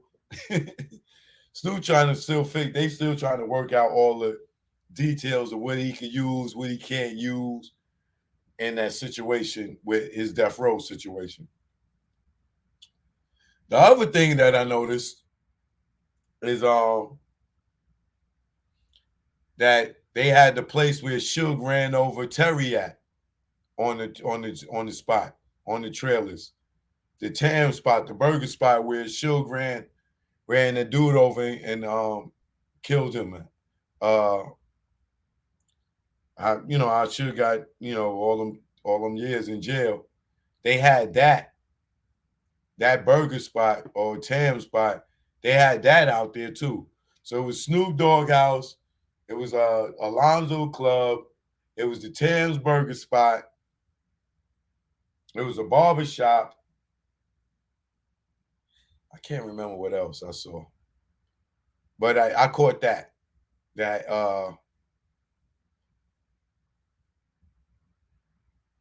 that spot where Suge ran homie over. So, like I said, Snoop didn't do nothing. He did the song, the 2 songs Snoop did was Dr. Dre songs. Next episode is off the Chronic 2001. That's Aftermath. This was Dr. Dre Aftermath. This was, yo, I could show you I could do a Super Bowl show without Ruthless and without Death Row when I was by myself. That's what this was.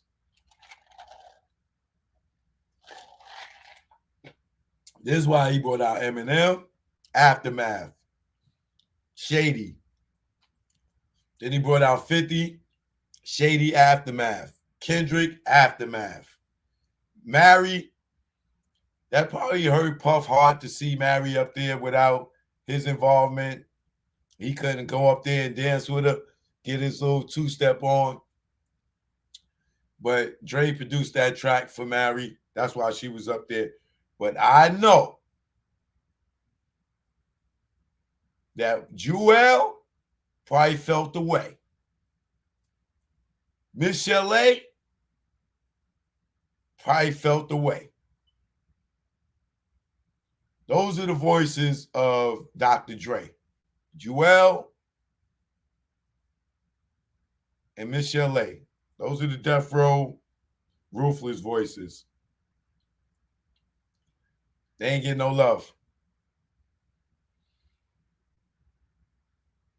What else did I notice? Outside of Dre, made sure he got all the publishing.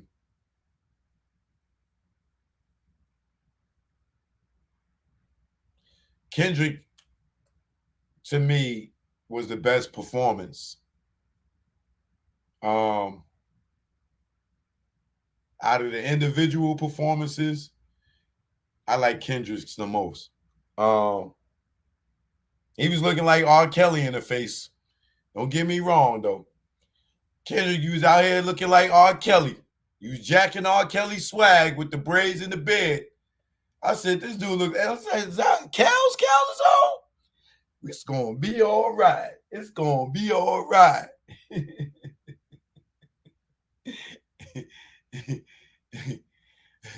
Kendrick was looking just like R. Kelly in the face, boy. I was cracking up. I said, look at this dude. Looking just like R. Kelly. I mean, obviously, it was pre-recorded, so they wasn't live, you know, which is always a bummer to me. But I know you don't want to have no mistakes on such a grand stage, so you're going to pre-record it in the studio.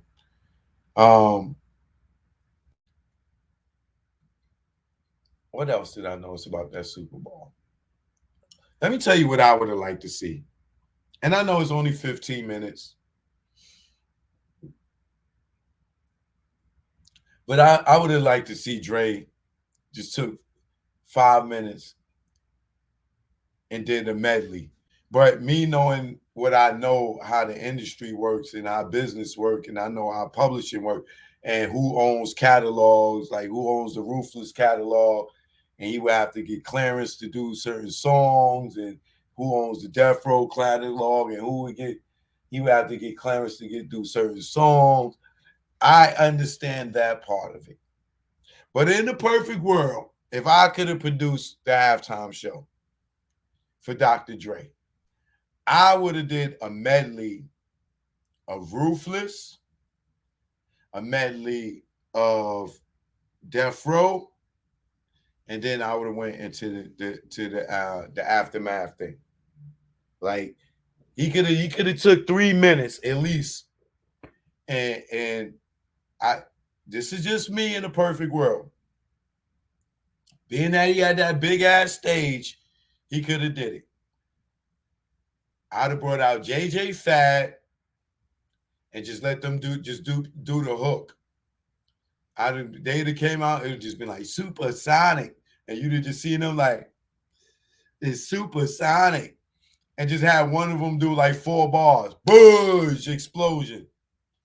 You know what I'm saying? And then had what you call it, had them do like an NWA joint. You know what I'm saying? Had the whole group come out and just 4 bars of an NWA joint. Boom! They go. And then you hear the DOC come out. Yo, what's that, Dre? Yo, it's the formula. Or it's the diggy diggy doc, y'all. Did it like just had them come up? It's the diggy diggy doc, y'all. Open and fresh, y'all. DOC, boom, explosion, boosh. You know what I'm saying? DMC go out. DOC come out. Then the Snoop joint with the dog pound. You know what I'm saying? Just a little bit, just so you can see Snoop, Daz, Corrupt, you know what I'm saying? All together, you know what I'm saying? Explosion. Blues. Get them out of there. Might have had the Game come out with the documentary. It just do just a little bit. Boo! 4 bars, get him out of it. And then he could have did everything he did.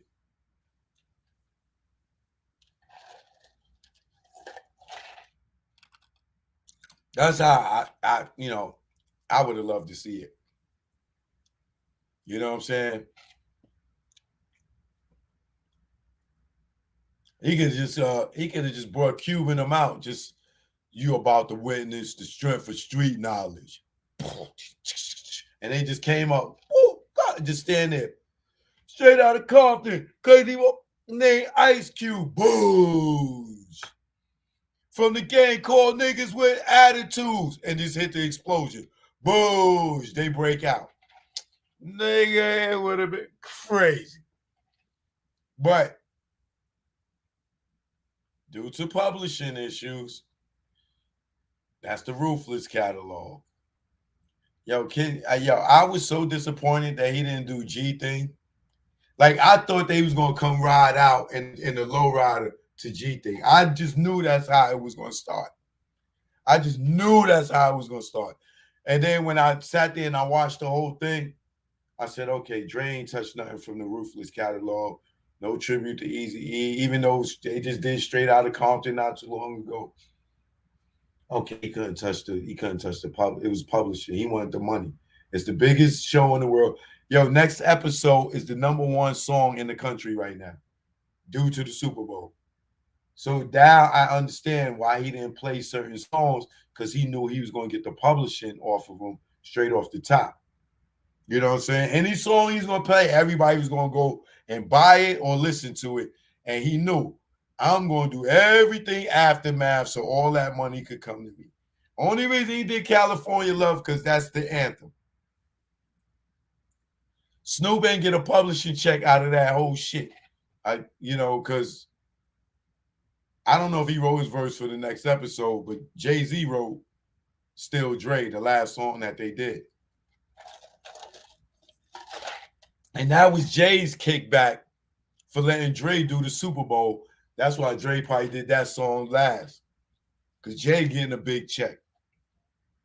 They all getting checks for their publishing for the Super Bowl if they still own it. So that was a publishing move. So Dre got a check for this. He started off the next episode.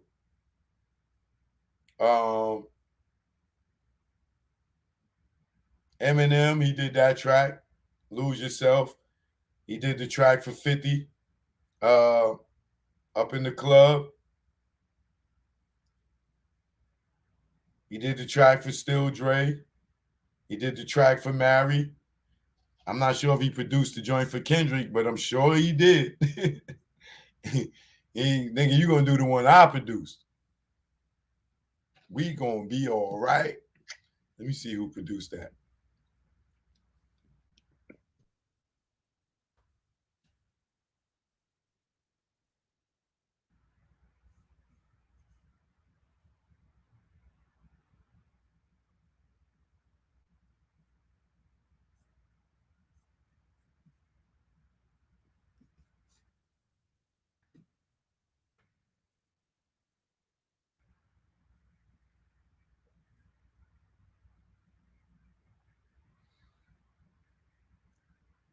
Ah, Pharrell produced that joint. No, that's all right. Yeah, that is it. Yeah, Pharrell produced that.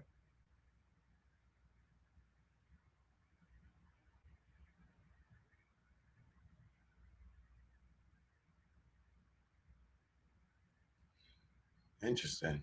Okay. Well, he produced all them other joints. A lot of checks going to be coming soon. Keep your publishing, y'all. Keep your publishing.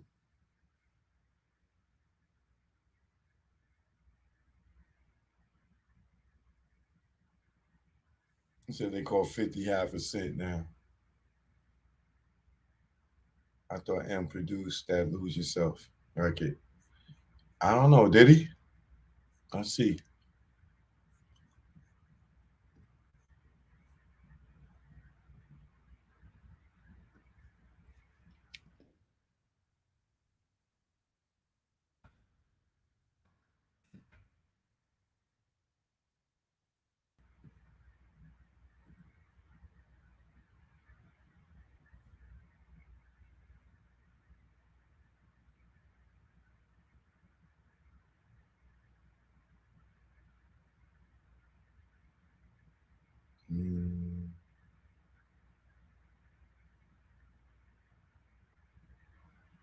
Oh yeah, it was produced by Eminem, Jeff Bass.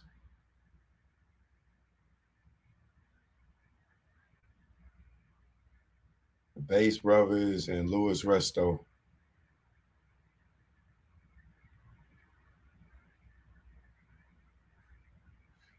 Eminem getting some checks. He getting 100% on that one.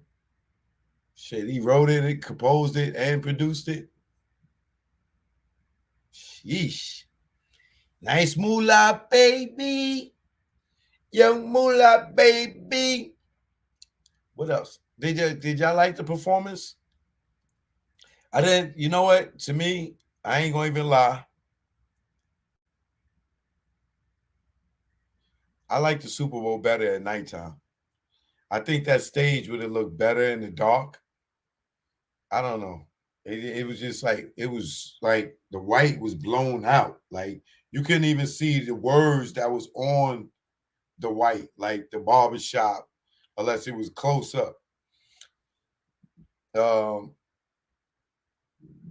Thames, you couldn't you really couldn't even see the signs. I don't know. Like I think that I didn't like the stage setup. I didn't like it. I like the floor, how it was like the city when you know from a sky view, how the streets look lit up. I like that. That probably looked dope if it was dark. You know what I'm saying? But that white trailer, that long trailer, I don't know what the hell that was, but I didn't like it.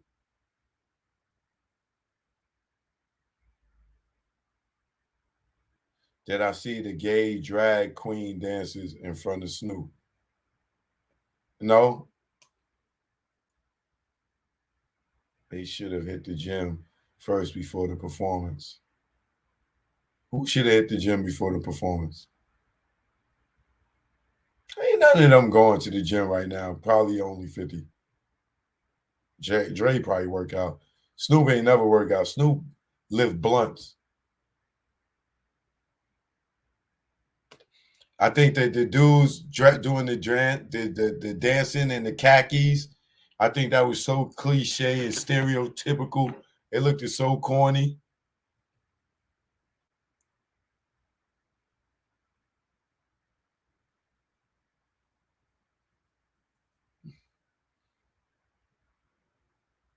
Look, we don't care if they had drag queens, you know, or transgenders up there. Who cares? Who cares? Nobody cares. Let's not start no rumors. Nobody cares. And if they did, good luck to them. They got to be on the Super Bowl. Shit.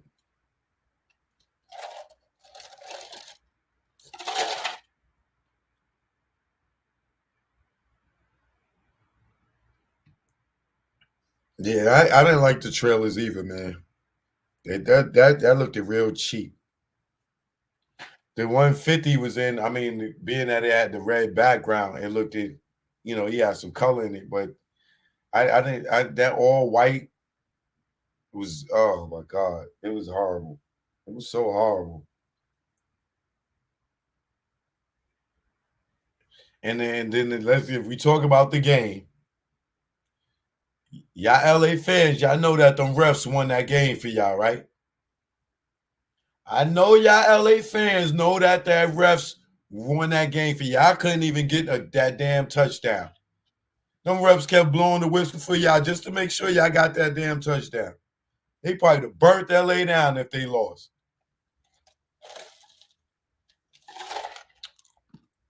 Refs cheated.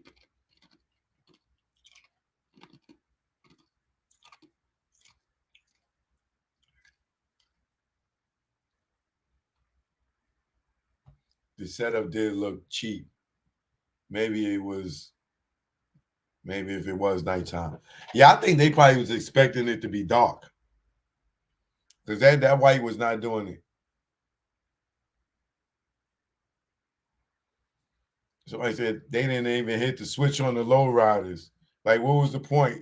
Yeah, and then them cars out there, they wasn't even fly.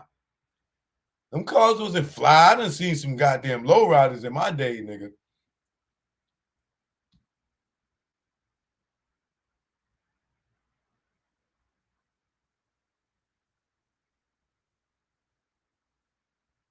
Somebody said, I think it was supposed to be futuristic. Dre wasn't playing that damn piano and them boards was not working. Of course not. It's a stage. It's a set. You know what I'm saying? Like, Dre can't just be standing there while everybody rapping and performing and it's his show. He got to acting like he doing something. So he acting like he composing his stuff and doing stuff. Just it's part of the show. Like, you got to remember, it was the Dr. Dre show. Everybody else was sprinkles and candles on the cake. That was Dre's show. He just spread it to love. You know what I'm saying? So him being up there, they had to put that board, the fake board up there and all that. He acting like he doing stuff and stuff. He acting like he playing the piano because he'll just be sitting there. Everybody be like, what the, like this whack. Dre just sitting there, everybody else performing. It's TV, it's production, it's smart thinking because you don't want him to just be sitting there and everybody else performing.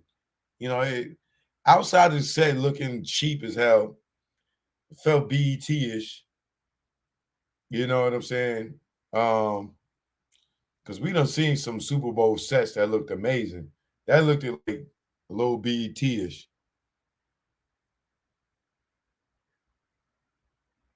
They had a lot of dance. They should have let Kanye build the set. God damn it. And that dude got an imagination. And Kanye, leave that dude Pete alone. Dude, you gonna go to jail. You better leave that dude alone, man. Stop. That girl want to go. She want to go. Let her go, B. I understand you want to fight for your wife, but leave him alone.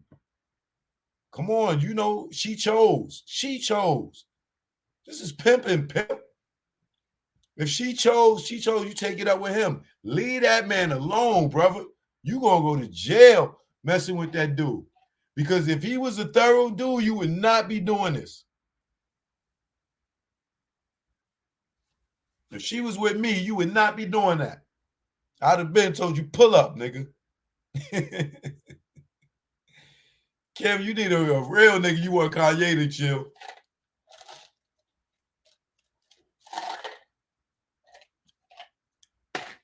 That's why Nicki Minaj went back and got a nigga from the hood.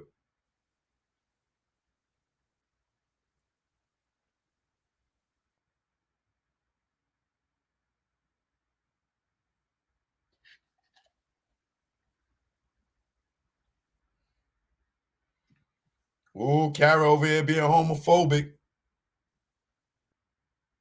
Pause is a homophobic slur. Can't say that. Don't say that over here.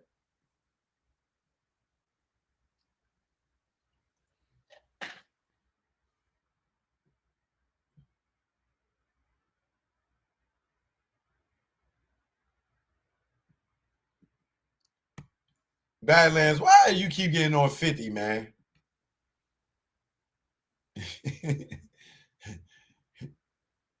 What you saying? 50 stepped it up? He stepped it up?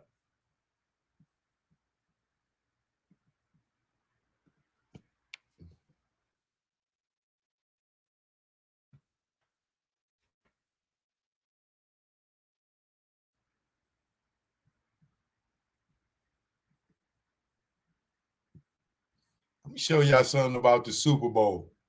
This is why you don't get paid at the Super Bowl, because this is what it do for you. Let me show y'all the charts right now.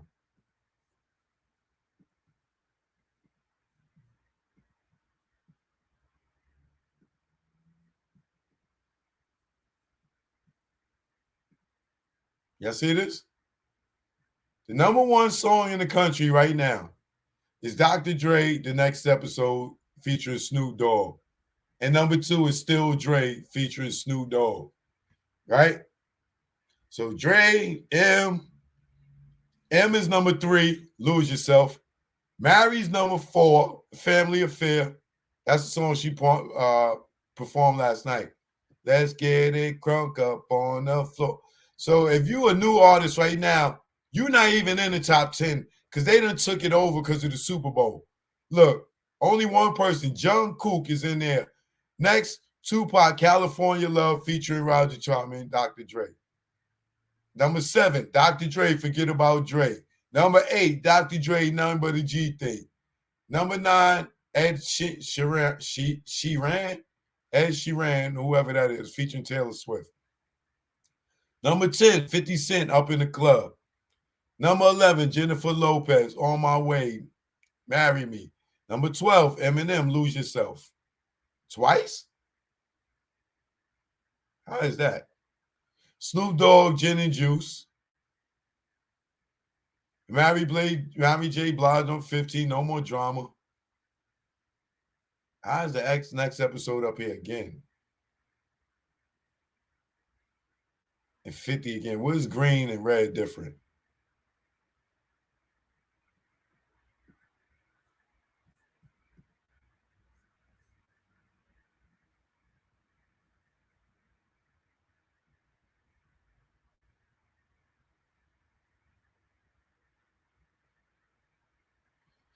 You see how they publishing jumped up? And here go Kendrick. All right. And number 41, and that's going to climb.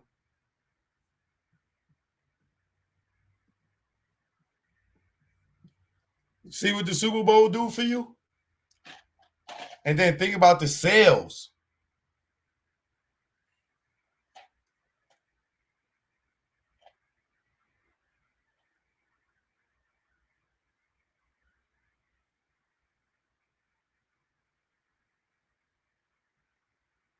Hey, man, cool. You bugging out, okay? He said Dr. Dre and Snoop Dogg are government agents. Go back and listen to Deep Cover. Man, the lyrics to Deep Cover is about government, undercover cop, a government agent. That song is about undercover police and everything, bro. You got to go watch the movie, man. Go watch the movie. That's when we first heard of Snoop, was Deep Cover. That was his introduction to the movie, to the world.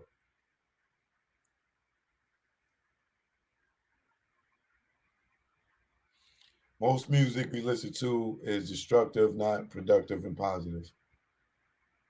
Depending on who you are and what you're listening to.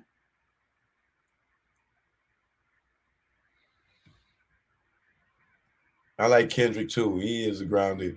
I did meet him once.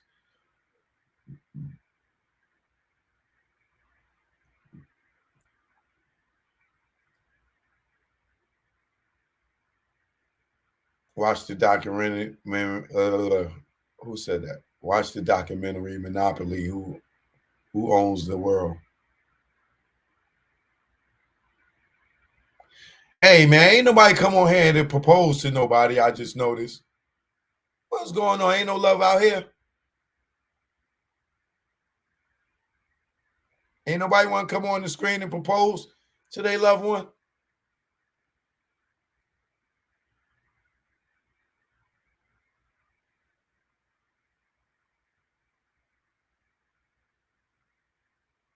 Guess not, huh? Shout out to all my Commonwealth loved ones out there.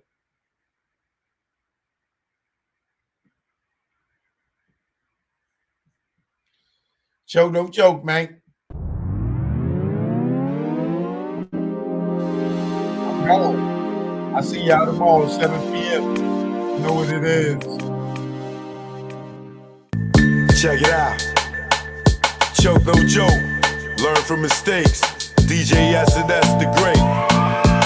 It ain't no telling you be a first-time felon. No telling when you be a first-time felon. It ain't no telling you be a first-time felon. No telling when you be a first-time felon. Best day of my life, no sleep all night. Broke day for weeks, my cash was right. My capo tight, take our loot, unite. 23-hour shifts had us elude like Mike. Cash lovely, yeah, Dougie. How could this day get so ugly? Wifey bout to pop like some bubbly. Yo, through those 9 months, don't really bug me. Felt like a star, cop first car. Get up with the guard, what it is, baby paw. He about to cop a van, get up with our mans. Before we reached our low spot, toes blam. Unaware what happened, discussing and clapping. It wasn't loud, ain't shit gonna happen. Me being stupid instead of getting they moving. This nigga kept chefing like the woo one. Then we heard a knock, no one knew of this spot. 6 niggas in the spot, 6 niggas not. Ain't no telling you be a first-time felon. No telling when you be a first-time felon.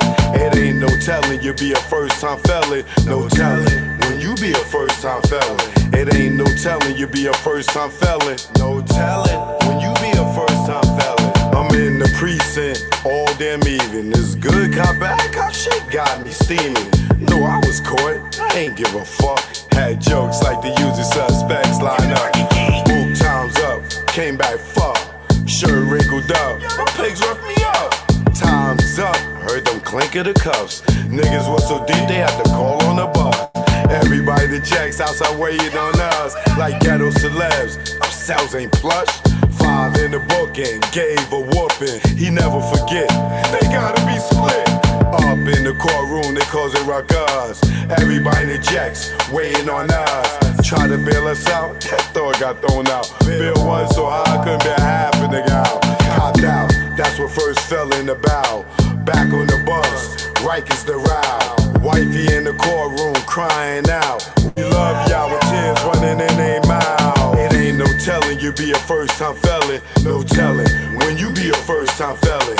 It ain't no telling you be a first-time felon. No telling when you be a first-time felon. Choke, no joke. Learn from mistakes. Keep chasing that paper, you gonna catch a case. DJ S&S the great.